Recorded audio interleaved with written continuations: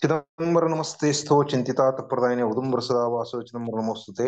ಶ್ರೀ ಶೇಷಾಚಲ ಸತ್ಸಂಗದ 580ನೇ ಸಂಚಿಕೆಗೆ ಎಲ್ಲ ಸಹೃದಯ ಕೇಳುವರಿಗೂ ಹಾಗೂ ವ್ಯಾಖ್ಯಾನಕಾರರಿಗೂ ಕೂಡ ಭಕ್ತಿಪೂರ್ವಕವಾಗಿರ್ತಕ್ಕಂಥ ಸ್ವಾಗತವನ್ನು ಕೋರ್ತಾ, ಈ ದಿನದ ನಿಜಾತ್ಮ ಬೋಧ ವಿಷಯದ ವ್ಯಾಖ್ಯಾನವನ್ನ ಶ್ರೀಮತಿ ದೀಪಾ ಪ್ರಸಾದ್ ಬೆಂಗಳೂರಿವರು ನೆರವೇರಿಸಿಕೊಂಡಿದ್ದಾರೆ. ಶ್ರೀಮತಿ ದೀಪಾ ಪ್ರಸಾದ್ ರವರಿಗೆ ಎಲ್ಲ ಕೇಳುಗರ ಪರವಾಗಿ ವೈಯಕ್ತಿಕವಾಗಿ ಶ್ರೀ ಮಠದ ಪರವಾಗಿ ಕಾರ್ಯಕ್ರಮಕ್ಕೆ ಸ್ವಾಗತವನ್ನು ಕೋರ್ತಾ, ನಿಜಾತ್ಮ ಬೋಧದ ವ್ಯಾಖ್ಯಾನವನ್ನ ಪ್ರಾರಂಭಿಸಬೇಕು ಅಂತ ಹೇಳಿ ಅವರಲ್ಲಿ ನಮ್ರವಾಗಿ ವಿನಂತಿಯನ್ನು ಮಾಡ್ಕೊಳ್ತಾ ಇದ್ದೇವೆ. ಗುರುರ್ ಬ್ರಹ್ಮ ಗುರುರ್ ವಿಷ್ಣು ಗುರುರ್ ದೇವೋ ಮಹೇಶ್ವರ ಗುರುರ್ ಸಾಕ್ಷಾತ್ ಪರಬ್ರಹ್ಮ ತಸ್ಮೈ ಶ್ರೀ ಗುರವೇ ನಮಃ. ಚಿದಂಬರ ನಮಸ್ತೆಸ್ತು ಚಿಂತಿತಾರ್ಥ ಪ್ರದಾಯಿನೇ ಔದುಂಬರ ಸದಾ ವಾಸ ಚಿದಂಬರ ನಮೋಸ್ತುತೆ. ಎಲ್ಲ ಆತ್ಮಜ್ಯೋತಿಗಳಿಗೆ ಸಾಷ್ಟಾಂಗ ಪ್ರಣಾಮ. ಮೊದಲನೇದಾಗಿ ನನ್ನ ಸದ್ಗುರುಗಳಾದ ಶ್ರೀ ಚಂದ್ರಕುಮಾರ್ ಅವರ ದಿವ್ಯ ಚರಣಾರವಿಂದಕ್ಕೆ ಸಾಷ್ಟಾಂಗ ಪ್ರಣಿಪಾತ ಮಾಡುತ್ತಾ, ಸದ್ಗುರು ಶಿವಚಿದಂಬರೇಶ್ವರ ಮಹಾರಾಜರವರ ದಿವ್ಯ ಚರಣಾರವಿಂದಕ್ಕೆ ಸಾಷ್ಟಾಂಗ ಪ್ರಣಿಪಾತ ಮಾಡುತ್ತಾ, ಸದ್ಗುರು ಶ್ರೀ ಶೇಷಾಚಲ್ ಮಹಾರಾಜರವರ ದಿವ್ಯ ಚರಣಾರವಿಂದಕ್ಕೆ ಸಾಷ್ಟಾಂಗ ಪ್ರಣಿಪಾತ ಮಾಡುತ್ತಾ, ಎಲ್ಲಾ ಶ್ರೋತರಿಗೆ, ಸಂತರಿಗೆ, ಸದ್ಭಕ್ತರಿಗೆ ಸಾಷ್ಟಾಂಗ ಪ್ರಣಿಪಾತವನ್ನು ಮಾಡುತ್ತಾ, ಇಂದಿನ ನಿಜಾತ್ಮ ಬೋಧದ ನಾವು 2ನೇ ಪ್ರಕರಣವನ್ನು ಶುರು ಮಾಡಿದ್ವಿ. 2ನೇ ಪ್ರಕರಣದಲ್ಲಿ 97 ಓವಿಗಳು ಅಥವಾ ಶ್ಲೋಕಗಳಿದೆ. ಏನಪ್ಪಾ ಅದು? ನಿರಾವಲಂಬ ಉಪನಿಷದ್ ವಾಕ್ಯ. ಹಿಂದಿಂದ ವಾರದೊಂದು ಸ್ವಲ್ಪ ರೀಕ್ಯಾಪ್ ಮಾಡ್ಕೊಳ್ಳೋಣ. ಏನಪ್ಪಾ, ಮೊದಲನೇ ಓಬಿದಲ್ಲಿ ಅವ್ರು ಹೇಳಿದ್ರು ಸಾಧನ ಚತುಷ್ಟಯ ಏನಪ್ಪಾ, ಯಾರು ಶಿಷ್ಯನಾಗಕ್ಕೆ ಯೋಗ್ಯನಿದ್ದಾನೆ, ಯಾರು ಆ ಶಿಷ್ಯನಾಗಕ್ಕೆ ಅಧಿಕಾರಿ ಇದ್ದಾನೆ, ಯಾರು ಸತಶಿಷ್ಯನಾಗಕ್ಕೆ ಅಧಿಕಾರಿ ಇದ್ದಾನೆ ಅಂಥವನು 4 ಸಾಧನ ಚತುಷ್ಟಯ ಹೊಂದಬೇಕು. ವಿವೇಕ, ವೈರಾಗ್ಯ, ಮುಮುಕ್ಷತ್ವ, ಶಮದಮಾದಿ, ಷಟ್ ಸಂಪತ್ತಿ. ಇದನ್ನು ಹೊಂದದ್ಮೇಲೆ ಅವನು ಆ ಗುರುವಿನಲ್ಲಿ ನಾನ್ ಯಾರು, ನನ್ನ ಸ್ವರೂಪ ಏನು, ಮುಮುಕ್ಷತ್ವ ಅಂದ್ರೆ ಏನಪ್ಪಾ, ಇವೆಲ್ಲವೂ ಸ್ವರೂಪ ನನ್ನ ಕುರಿತಾಗಿ ನಾನು ಪ್ರಶ್ನೆಗಳನ್ನ ಮಾಡೋದು ಬಂತು. ಅವಾಗ ಅಲ್ಲಿಂದ 2ನೇ ಓವಿಯಿಂದ ಸದ್ಗುರುಗಳು ಏನ್ ಮಾಡ್ತಾರೆ, ವೇದಾಂತದ ಒಂದು ಪಾಠವನ್ನು ಶಿಷ್ಯನಿಗೆ ಬೋಧನೆ ಮಾಡ್ತಿದ್ದಾರೆ. ಆ ಬೋಧನೆನ ತಿಳ್ಕೊಂಡು ಶಿಷ್ಯ ಅದನ್ನ ಗ್ರಹಿಸ್ಕೊಂಡು ಅದರಲ್ಲಿ ಆ ಸಾಧನೆ ಮಾಡಿ ತೊಡಗಿ ಅವನ ಸಾಕ್ಷಾತ್ಕಾರವನ್ನು ಹೊಂದಬೇಕು. ಆ ಬೋಧನೆ ಏನ್ ಮಾಡ್ತಾರಪ್ಪ, ಸದ್ಗುರುಗಳು ಹೇಳ್ತಾರೆ. ಸ್ವಾಮಿ ಏನ್ ಹೇಳ್ತಾರೆ ರಾಜಾರಾಮ್ ಮಹಾರಾಜರಿಗೆ, ಸದ್ಗುರು ಮಣತಿ ಶಿಷ್ಯ ಶಿರೋಮಣಿ ತೂಚಿ ಬ್ರಹ್ಮ ವಿಚಾರಿ ಮನಿ. ಬ್ರಹ್ಮ ಅಂದ್ರೆ ಬ್ರಹ್ಮ ವಸ್ತು, ಅನಂತ ಬ್ರಹ್ಮಾಂಡವರು ನೀ ತುಜುವಾಚು ನೀ ತುಜಾನಾನಿ. ನೀನ್ ಎಲ್ಲಿಂದ ಎಲ್ಲಿ ತನಕ ಹೋಗಪ್ಪ, ನಿನ್ನ ಹೊರತಾಗೆ ಇಡೀ ಜಗತ್ನಲ್ಲಿ ವ್ಯಾಪಿಸಿದ್ಯಾ. ನೀನು ಒಳಗೂ ವ್ಯಾಪಿಸಿದ್ಯಾ, ಒಳಗೆ ಯತ್ ಪಿಂಡೆ ತದ್ ಬ್ರಹ್ಮಾಂಡೆ. ಈ ಪಿಂಡದಲ್ಲಿ ಇರೋದು ಸಣ್ಣ ಒಂದು ಛೋಟಾ ಪ್ಯಾಕೆಟ್ ಬಡಾ ಧಮಾಕ ಅಂತಿದ್ರು, ಹಂಗೆ ಇಲ್ಲಿ ಒಳಗಿರೋದು ಏನಿದ್ಯಪ್ಪ ಅದೂ ನೀನೇ, ಹೊರಗೂ ನೀನೇ ಇದ್ಯಾ, ನಿನ್ನ ಹೊರತಾಗಿ ಏನೂ ಇಲ್ಲ. ಶಿಷ್ಯನ ತಳಮಳ ನೋಡಿ ಅವ್ನಿಗೆ ಹೇಳ್ತಾನೆ, ಸಂಪೂರ್ಣವಾಗಿ ನೀನ ಬ್ರಹ್ಮ ವಸ್ತು, ತತ್ವಮಸಿ ನೀನು ಅಂತ ರಾಜಾರಾಮ್ ಮಹಾರಾಜ್ ಬೋಧನೆ ಮಾಡ್ತಾರೆ. ಏನಪ್ಪಾ ತತ್ವಮಸಿ ಅಂದ್ರೆ, ಏನ್ ಒಳಗೆ ಈ ಇರುವಿಕೆ ಕೂಟಸ್ಥ ಏನು ಕೂತಿದಾನೋ ಅದೇ ನಿನ್ನ ಸ್ವರೂಪ ಇದೆ. ಹೊರಗಡೆ ದೇಹಕ್ಕೆ ಅಂಟುಕೊಂಡಿರೋದಕ್ಕೆ ಒಂದು ಲೌಕಿಕಾರ್ಥವಾಗಿ ನಾಮವನ್ನು ಕೊಟ್ಟಿದ್ದಾರೆ ರಾಜಾರಾಮ. ಅದು ಲೌಕಿಕಾರ್ಥವಾಗಿ ಈ ದೇಹ ಕ್ರಿಯೆ ಮಾಡ್ಲಿಕ್ಕೆ ಒಂದು ಹೆಸರು ಕೊಟ್ಟಿದ್ದಾರೆ. ಆದ್ರೆ ಅದು ನಿಜವಾಗಿಯೂ ಯಾರಪ್ಪ, ಒಳಗೆ ಕೂಟಸ್ಥ ಸಾಕ್ಷಿ ರೂಪದಲ್ಲಿ ಕೂತಿರೋನೇ ನಿನ್ನ ನಿಜವಾದ ಸ್ವರೂಪ. ಈ ದೇಹದಲ್ಲಿ ಬಂದಿರೋನ ದೇಹಿ, ಕ್ಷೇತ್ರಜ್ಞ ಅಂತೀವಿ ನಾವು, ಕ್ಷೇತ್ರ ಪಾಲಕ ಅಂತೀವಿ. ನಮ್ಮ ಒಳಗೆ ಕೂತಿರೋನು ಅವನೇ, ಅದು ಸ್ವರೂಪ, ನನ್ನ ಸ್ವರೂಪನೇ ಅದು. ಇದನ್ನ ಅವರು ಇಲ್ಲಿಂದ ಹಿಡಿದು 14ನೇ ಶ್ಲೋಕ ತನಕ ಸಂಪೂರ್ಣವಾಗಿ ಶಿಷ್ಯ ನೀನ್ ಯಾರಪ್ಪ ಅಂತ ರಾಜಾರಾಮ್ ಮಹಾರಾಜರಿಗೆ ಬೋಧನೆ ಮಾಡ್ತಾರೆ. ಈ ಸಂಪೂರ್ಣ ಸೃಷ್ಟಿ ಅಂದ್ರೆ ಏನು, ನೀನ್ ಯಾರು, ನಿನಗೆ ಜ್ಞಾನ ಅಂದ್ರೆ ಏನು, ಎಲ್ಲವನ್ನೂ ಬೋಧನೆ ಮಾಡ್ತಾರೆ. ಅಲ್ಲಿಂದ ಪುನಃ ಆ ಜ್ಞಾನ ಬೋಧನೆ ಮಾಡಿದ್ರು ಇವತ್ತು ನಮಗೂ ಹೆಂಗಾಗತ್ತಪ್ಪ, ಇದೆಲ್ಲ ಕೇಳಿದಾಗ ಇದ್ ಏನ್ ಹೇಳ್ತಿದ್ದಾರೆ, ಅಭಂಗಗಳನ್ನ ಕೇಳಿದಾಗ ಅದು ಭಕ್ತಿ ಮಾರ್ಗದಲ್ಲಿ ನಮಗೆ ಕರ್ಕೊಂಡ್ ಬಂದ್ರು ರಾಜಾರಾಮ್ ಮಹಾರಾಜ್. ಭಕ್ತಿ ಮಾರ್ಗದಿಂದ ಜ್ಞಾನದ ಕಡೆ ಕರ್ಕೊಂಡು ಹೋಗ್ತೀಯ ನಿಜಾತ್ಮ ಮುಖಾಂತರ. ನಾನ್ ಯಾರು, ಹೆಂಗೆ ನನಗೆ ಸ್ವಾಮಿ ಬೋಧನೆ ಮಾಡಿ ತಿಳ್ಕೊಂಡೋ ನಾನ್ ಯಾರು, ನನ್ನ ನಿಜ ಸ್ವರೂಪ ಏನು, ಸ್ವಾಮಿ ನಿಜ ಸ್ವರೂಪ ಏನಿದೆ, ನಿರಾಕಾರ ಸ್ವರೂಪ ಸ್ವಾಮಿ. ನಿರಾಕಾರ ಸ್ವರೂಪ ಶುದ್ಧವಾ ವ್ಯಾಪಕವಾದ ಜ್ಞಾನ, ಶುದ್ಧ, ನಿರಂತರ, ನಿಶ್ಚಳ, ನಿರ್ಮಲ, ಯಾವಾಗ್ಲೂ ಇರುವುದು, ಅನಂತ. ಅದಕ್ಕೆ ಅಂತವೇ ಇಲ್ಲ. ಅದಕ್ಕೆ ಆ ನಿರಾಕಾರ ಸ್ವರೂಪಗೆ ಅಂತವೇ ಇಲ್ಲ.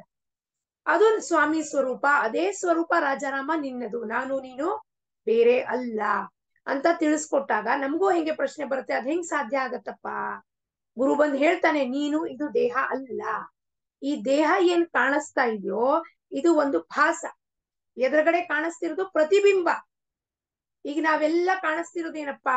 ಒಂದು ಪ್ರತಿಬಿಂಬ. ನೀರಿನಲ್ಲಿ ಹೆಂಗೆ ಚಂದ್ರನ ಪ್ರತಿಬಿಂಬ ಕಾಣಿಸುತ್ತೆ, ಆದ್ರೆ ಆ ಪ್ರತಿಬಿಂಬ ನೀರಿನಲ್ಲಿ ಕಾಣಿಸ್ತಿರೋದು ಸತ್ಯನಾ? ಅಲ್ಲ. ಚಂದ್ರ ಇರೋದು ಮೇಲೆ ಆಕಾಶದಲ್ಲಿ, ಆದ್ರೆ ನೀರಿನಲ್ಲಿ ಶುದ್ಧವಾದ ಪ್ರತಿಬಿಂಬ ಕಾಣಿಸ್ದಾಗ ನಮ್ಗೇನ್ ಅನ್ಸುತ್ತೆ? ಓ, ಚಂದ್ರ ಎಷ್ಟು ಸುಂದರವಾಗಿದೆ. ನಾವು ಕೆಳಗ್ ನೋಡಿರ್ತೀವಿ, ಎಷ್ಟು ಸುಂದರವಾಗಿದೆ. ಅದ್ರ ಬಗ್ಗೆ ನಮ್ಮ ಕಲ್ಪನೆಗಳನ್ನು ಪ್ರೊಜೆಕ್ಷನ್ ಶುರು ಮಾಡ್ತೀವಿ. ಚಂದ್ರ ದೊಡ್ಡದಾಗಿದೆ, ಸಣ್ಣದಾಗಿದೆ, ಬಹಳ ಬೆಳಕಿದೆ, ಕಮ್ಮಿ ಬೆಳಕಿದೆ, ಚಂದ್ರ ಒಳಗೆ ಏನೋ ಒಂದು ತರ ದಾಗ್ ಕಾಣಿಸ್ತಾ ಇದೆ. ಇದೆಲ್ಲವೂ ನಮ್ಮ ಒಂದು ಮನಸ್ಸಿನಲ್ಲಿ ಈ ಒಳಗಿರೋದು ಏನಪ್ಪಾ ಜ್ಞಾನ ಏನಾಗ್ತಿತ್ತು ಅದು ಪ್ರಕಟ ಆಗ್ತಿತ್ತು. ಹೊರಗಡೆಯಿಂದ ಯಾರು ಈ ಜ್ಞಾನವನ್ನ ನಮ್ಗೆ ಕೊಟ್ಟಿಲ್ಲ. ಇದನ್ನೇ ಸ್ವಾಮಿ ಅವ್ರಿಗೆ ಬೋಧನೆ ಮಾಡ್ತಾ ಹೋಗ್ತಾರೆ. ಏನಪ್ಪಾ ಅದು? ನಿನ್ನ ಹೊರತಾಗಿ ಸಂಪೂರ್ಣ ವಿಶ್ವವನ್ನು ನೀನ್ ವ್ಯಾಪಿಸಿದ್ಯಾ. ಏನು ಆ ತತ್ವ ರೂಪದಲ್ಲಿ ನೀನ್ ವ್ಯಾಪಿಸಿದ್ಯಾ. ಆ ಬುದ್ಧಿನ ನೀ ಶುದ್ಧ ಮಾಡ್ಕೊಂಡ್ರೆ ಅನುಭವಕ್ಕೆ ಬರುತ್ತೆ. ನೀನು ಚರಾಚರ ವಸ್ತುದಲ್ಲೂ ನೀನೇ ಇದೆಯಾ. ಜಡ ವಸ್ತು ಇರ್ಲಿ, ಚೇತನ ಚೈತನ್ಯ ರೂಪದಲ್ಲಿರ್ಲಿ, ನೀನೇ ಆ ವಸ್ತು. ನಿನ್ನ ಹೊರತಾಗಿ ನೀನ್ ಏನೇನ್ ನೋಡ್ತೀಯೋ, ಕಲ್ಲು ಮಣ್ಣು ಇಂದ ಹಿಡಿದು ನದಿ, ಗುಡ್ಡ, ಬೆಟ್ಟ, ಹೂ, ಎಲ್ಲವೂ ನೀನೇ ಆಗಿ. ನಿನ್ನ ಹೊರತಾಗಿ ಏನೂ ಇಲ್ಲ ತತ್ವ ರೂಪದಿಂದ. ಆದರೆ ನಾವು ಸೃಷ್ಟಿಯಲ್ಲಿ ನೋಡಿದಾಗ ನಾನಾ ನಾಮ, ನಾನಾ ರೂಪ ಹೊಂದಿ ನಾನೇ ಅಲ್ಲಿದ್ದೀನಿ. ಅದಕ್ಕೆ ನಾನು ಯಾರ ಜೊತೆ ಈ ತತ್ವ ತಿಳ್ಕೊಂಡ್ಮೇಲೆ ಯಾರ ಜೊತೆ ಹೊಡೆದಾಟ, ಯಾರ ಜೊತೆ ಬಡದಾಟ, ಯಾರ ಜೊತೆ ಅಸೂಯೆ ಏನೂ ಇರೋದೇ ಇಲ್ಲ. ಯಾಕಂದ್ರೆ ಸರ್ವತ್ರವೂ ನನಗೆ ಆ ಭಗವಂತನ ಸ್ವರೂಪನೇ ಕಾಣಿಸ್ತಾ ಇದೆ. ನಿರಾಕಾರದ ಸ್ವರೂಪ. ಪ್ರಕಾಶ ಬಿದ್ಮೇಲೆ ನನಗೆ ಸೂರ್ಯ ಚಂದ್ರ ಎಲ್ಲ ಏನಿದೆ ಅವೆಲ್ಲವೂ ನನ್ನ ಸ್ವರೂಪನೇ ಒಳಗೆ ಇದೆ. ಅದ್ ಹೆಂಗಾಗತ್ತಪ್ಪ ಅಂತ ಮೂರನೇದಿಂದ ಅವ್ರಿಗೆ ಬೋಧನೆ ಮಾಡ್ತಾ ಹೋಗ್ತಾರೆ. ಏನಪ್ಪಾ? ತೂಚಿ ಜ್ಞಾನ ತೂಚಿ ಜ್ಞಾತ, ಜ್ಞೇಯ ವಿಚಾರಿತ, ತೂಚಿ ಧ್ಯೇಯ ತೂಚಿ ಧ್ಯಾತ, ಧ್ಯಾನ ಕರ್ತಾ ತೂ ಏಕ. ಭಕ್ತಿ ಭಾವದಿಂದ ನಾವು ಅಭಂಗವನ್ನ ಕೇಳ್ಕೊತೀವಿ, ತಿಳ್ಕೊತೀವಿ. ಅದನ್ನ ಶ್ರವಣ ಮಾಡಾದ್ಮೇಲೆ ಅದನ್ನ ಮನನ ಮಾಡಿ ಒಂಥರ ಏನಪ್ಪ ಸತ್ಯ ಅಂತ ಅರಿವು ಮಾಡ್ಕೊಳಕ್ ಹೋದಾಗ ಆ ಸತ್ಯನ ತೋರ್ಸೋದ್ ಈ ಬೆಳಕು ನಿಜಾತ್ಮ ಬೋಧಿ. ಇದು ಸ್ವಲ್ಪ ವಿಚಾರ ಮಾಡಕ್ಕೆ ಬಹಳ ಸೂಕ್ಷ್ಮದ ಮಾತುಗಳಿದಾವೆ. ಅದಕ್ಕೆ ನಮಗೆ ಒಮ್ಮೆಲಿಗೆ ಕಠಿಣ ಅನ್ನಿಸ್ಬೋದು, ಒಮ್ಮೆಲಿಗೆ ನಮ್ಗೆ ಬೇಸರ ಬರಬಹುದು. ಯಾಕೆಂದ್ರೆ ಯಾಕೆ ಬೇಸರ ಬರುತ್ತಪ್ಪ ಅಂದ್ರೆ ಇದು ನನ್ನ ಕುರಿತಾಗಿದೆ. ಒಮ್ಮೆ ನಾನು ಯಾರು ಇದೀನಿ ಅನ್ನೋದನ್ನ ತಿಳ್ಕೊಂಡ್ರೆ ನಿಜಾತ್ಮದ ಬೋಧದ ಮುಖಾಂತರ ಏನ್ ಸ್ವಾಮಿ ಬೋಧನೆ ಮಾಡದ್ನೋ ಅದೇ ಸದ್ಗುರು ಮಾಡೋದು ಬೋಧನೆ ಶಿಷ್ಯನಿಗೆ. ಏನು? ನೀನ್ ಯಾರು ತಿಳ್ಕೊ ಫಸ್ಟು. ನೀನ್ ಯಾರು ಅಂತ ತಿಳ್ಕೊಂಡೆ ಈ ಪ್ರಪಂಚದಲ್ಲಿ, ಅವಾಗ ನೀ ಹೆಂಗಿರ್ತ್ಯಾ? ಆ ಜನಕ ಮಹಾರಾಜರು ಹೆಂಗೆ ವಿದೇಹ ಸ್ಥಿತಿದಲ್ಲಿದ್ರು, ರಾಜ ಆಗಿದ್ರು ಕೂಡ. ಮಾಣಿಕ್ ಪ್ರಭು ದತ್ತ ಸಂಪ್ರದಾಯದಲ್ಲಿ ಆಗೋಗಿದಾರ ಮಾಣಿಕ್ ಪ್ರಭು. ಅವ್ರ ಹೊರಗಡೆ ನೋಡಿದಾಗ ರಾಜನ್ ತರ ಇರ್ತಿದ್ಯ ಅವಾಗ, ಆದ್ರೆ ಒಳಗಿಂದ ಸಂಪೂರ್ಣವಾಗಿ ವಿರಕ್ತಿ ವೈರಾಗ್ಯ ಹೊಂದಿದ್ದವರು. ಆದ್ರೆ ಹೊರಗಡೆ ನೋಡಿದ್ರೆ ಡ್ರೆಸ್ ಮಾಡ್ಕೊಂಡು ಹೋಗೋದ್ ನೋಡಿದ್ರೆ ಎಲ್ಲಾರು ಜನ ಇವ್ರ ಸಂತರ ಆಗ್ಲಿಕ್ಕೆ ಹೆಂಗ್ ಸಾಧ್ಯನಪ್ಪ? ನಮ್ಮ ಬುದ್ಧಿಯ ಕ್ಷಮತೆಯಿಂದ ಸಂತರನ್ನ ಗುರ್ತು ಹಿಡಿತೀವಿ. ಅವ್ರು ರಾಜನ್ ತರ ಡ್ರೆಸ್ ಮಾಡ್ಕೊಂಡು ಕೂತಿರ್ತಿದ್ರಿ ಯಾವಾಗ್ಲೂ ಮಾಣಿಕ್ ಪ್ರಭು ಅವರು. ಆದ್ರೆ ನಮ್ಮಕ್ಕೇನ್ ಅನ್ಸುತ್ತೆ? ಸಂತರಂದ್ರೆ ನಾವು ಅವ್ರನ್ನ ಕಲ್ಪನೆಯಲ್ಲಿ ಬಂಧಿಸ್ತ ಮಾಡ್ತೀವಿ.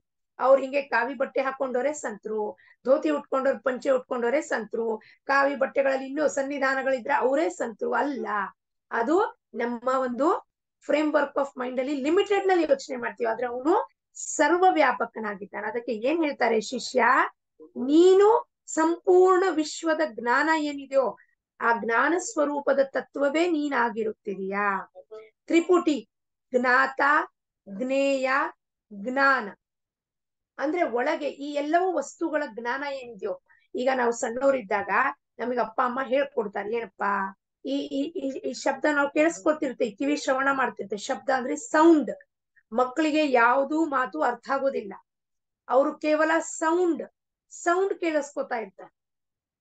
ಆ ಶಬ್ದ ನಾವು ಹೇಳ್ತೀವಿ ಅಪ್ಪ, ಅಮ್ಮ, ಹಣ್ಣು. ಅವಾಗ ಏನಾಗತ್ತೆ?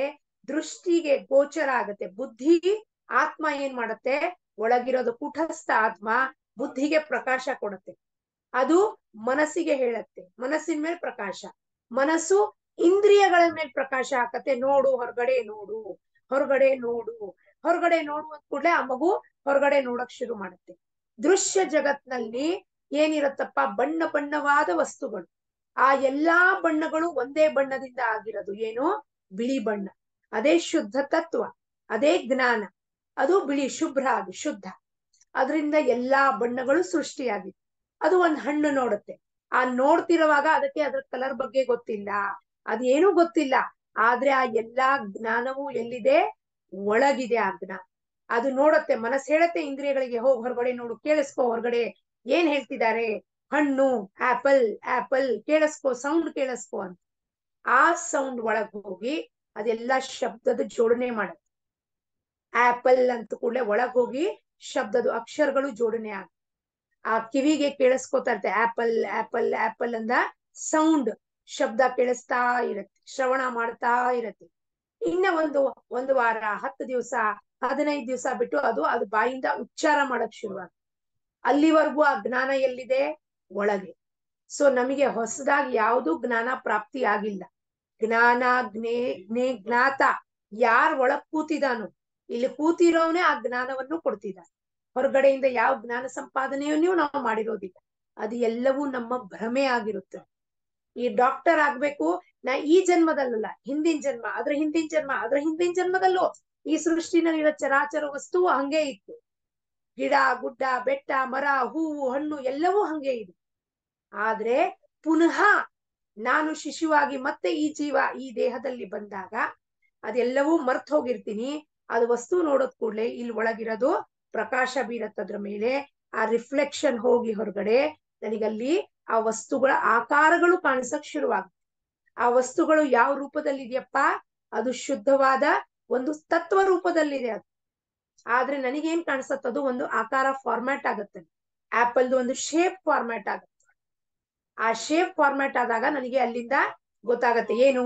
ಹಿಂದಿನ ಜನ್ಮದಲ್ಲೂ ನನಗೆ ಆಪಲ್ ಅಂತ ಗೊತ್ತಿತ್ತು, ಹಿಂದಿನ ಜನ್ಮದಲ್ಲೂ ಡಾಕ್ಟರ್ ಅಂತ ಗೊತ್ತಿತ್ತು. ಎಲ್ಲಾ ಶಬ್ದಗಳು, ಎಲ್ಲಾ ಜ್ಞಾನವು ಇಲ್ಲೇ ಒಳಗೆ ತುಂಬಿದೆ.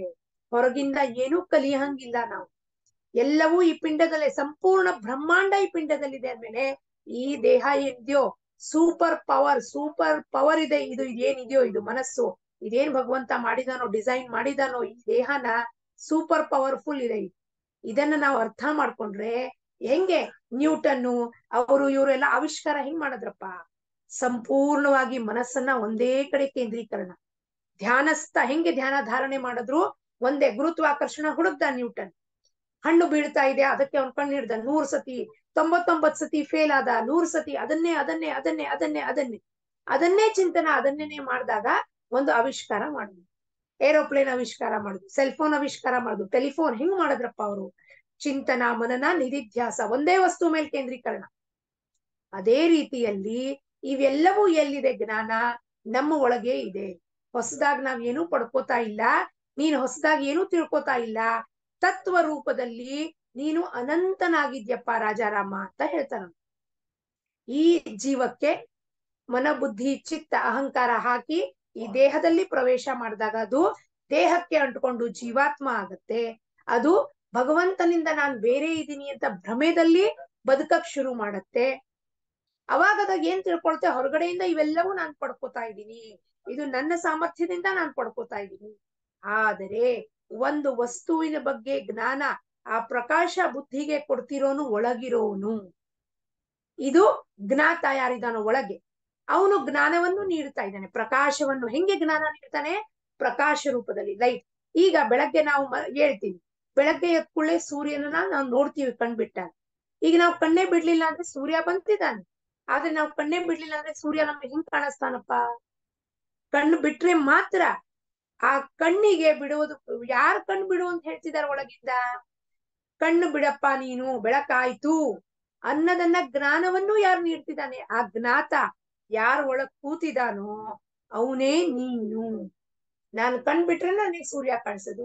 ಕಣ್ ಮುಚ್ಚಿದ್ರೆ, ಈಗ ರಾತ್ರಿ ಹೊರಗಡೆ ಹೋದ್ರೆ ಬೆಳದಿಂಗಳು ಮೂನ್ ಲೈಟ್ ಕಾಣಿಸತ್ತೆ, ಇಲ್ಲಾಂದ್ರೆ ನಾನು ನೋಡ್ಲಿಲ್ಲ ಅಂದ್ರೆ ಮೂನ್ ಲೈಟ್ ಎಲ್ಲಿಂದ ಕಾಣಿಸುತ್ತೆ?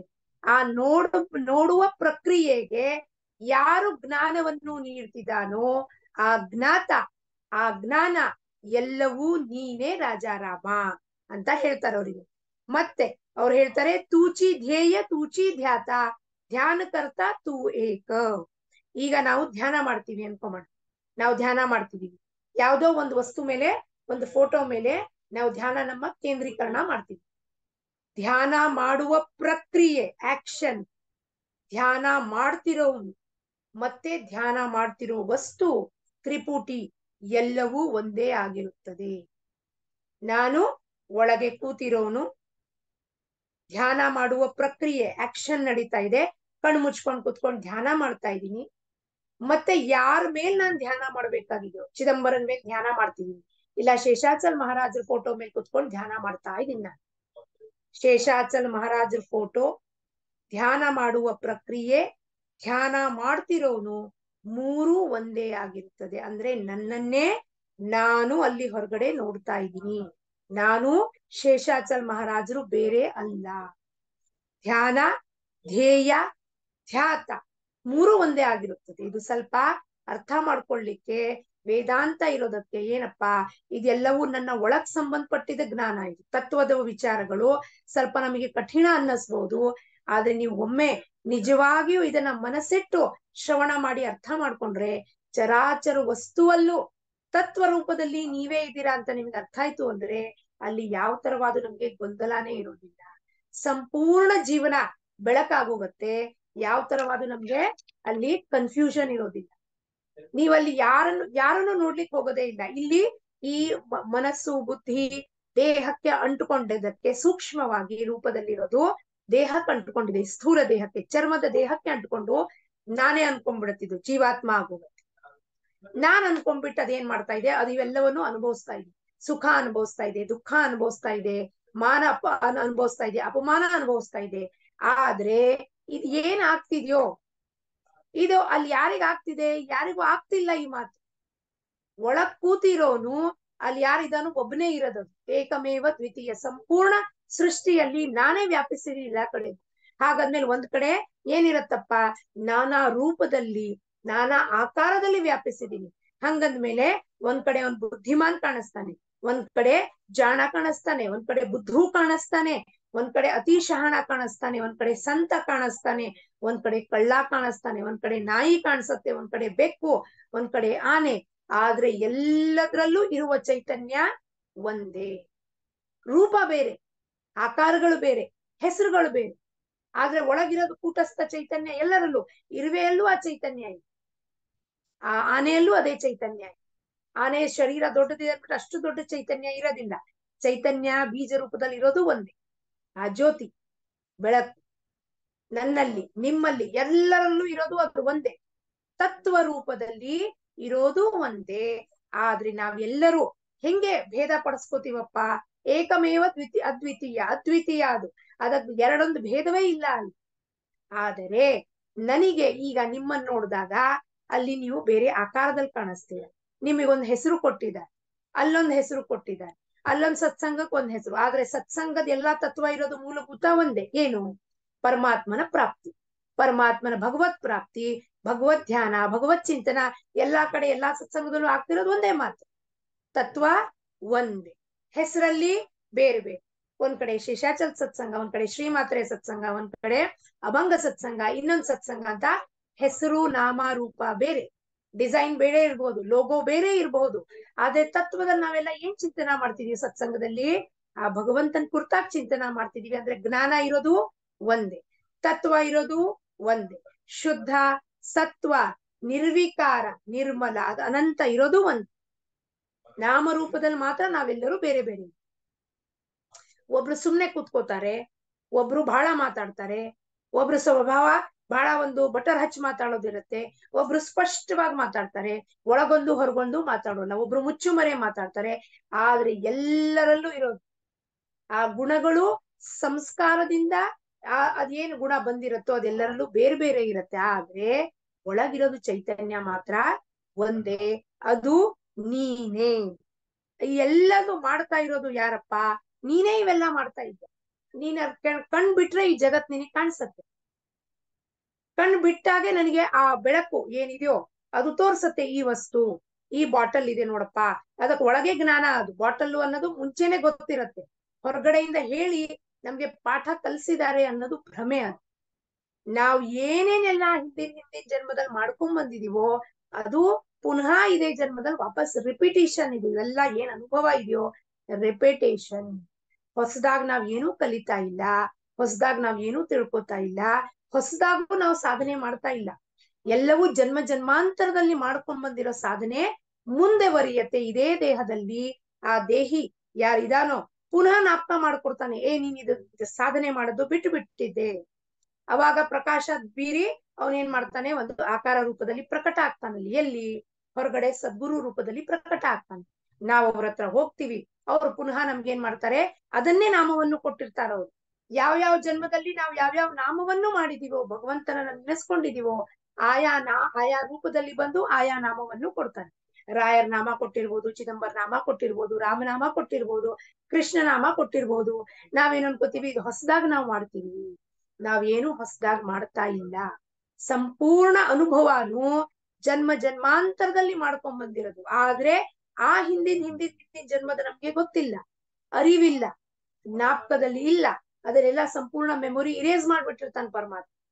ಅದನ್ನ ಪುನಃ ಈ ಜನ್ಮದಲ್ಲಿ ಮನುಷ್ಯನಾಗಿ ನೀ ಬಂದಾಗ ತಿಳಿಸ್ಕೊಡ್ತಾನೆ, ನೀನೇನ್ ಸಾಧನೆ ಮಾಡಿದ್ಯಪ್ಪ, ನೀ ಇದೇ ಸಾಧನೆ ಮಾಡ್ಕೊಂಡ್ ಬಂದಿದ್ದೆ, ಇದನ್ನೇ ಮುಂದುವರಿಸು.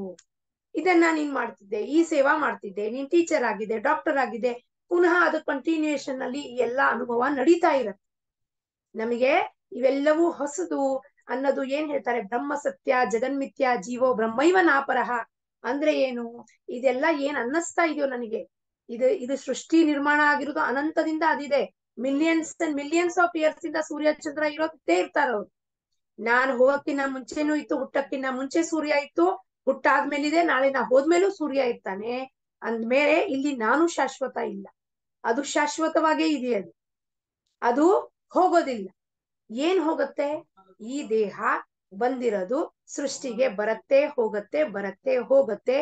ಲಿಮಿಟೆಡ್ ಇದೆ ಇದು.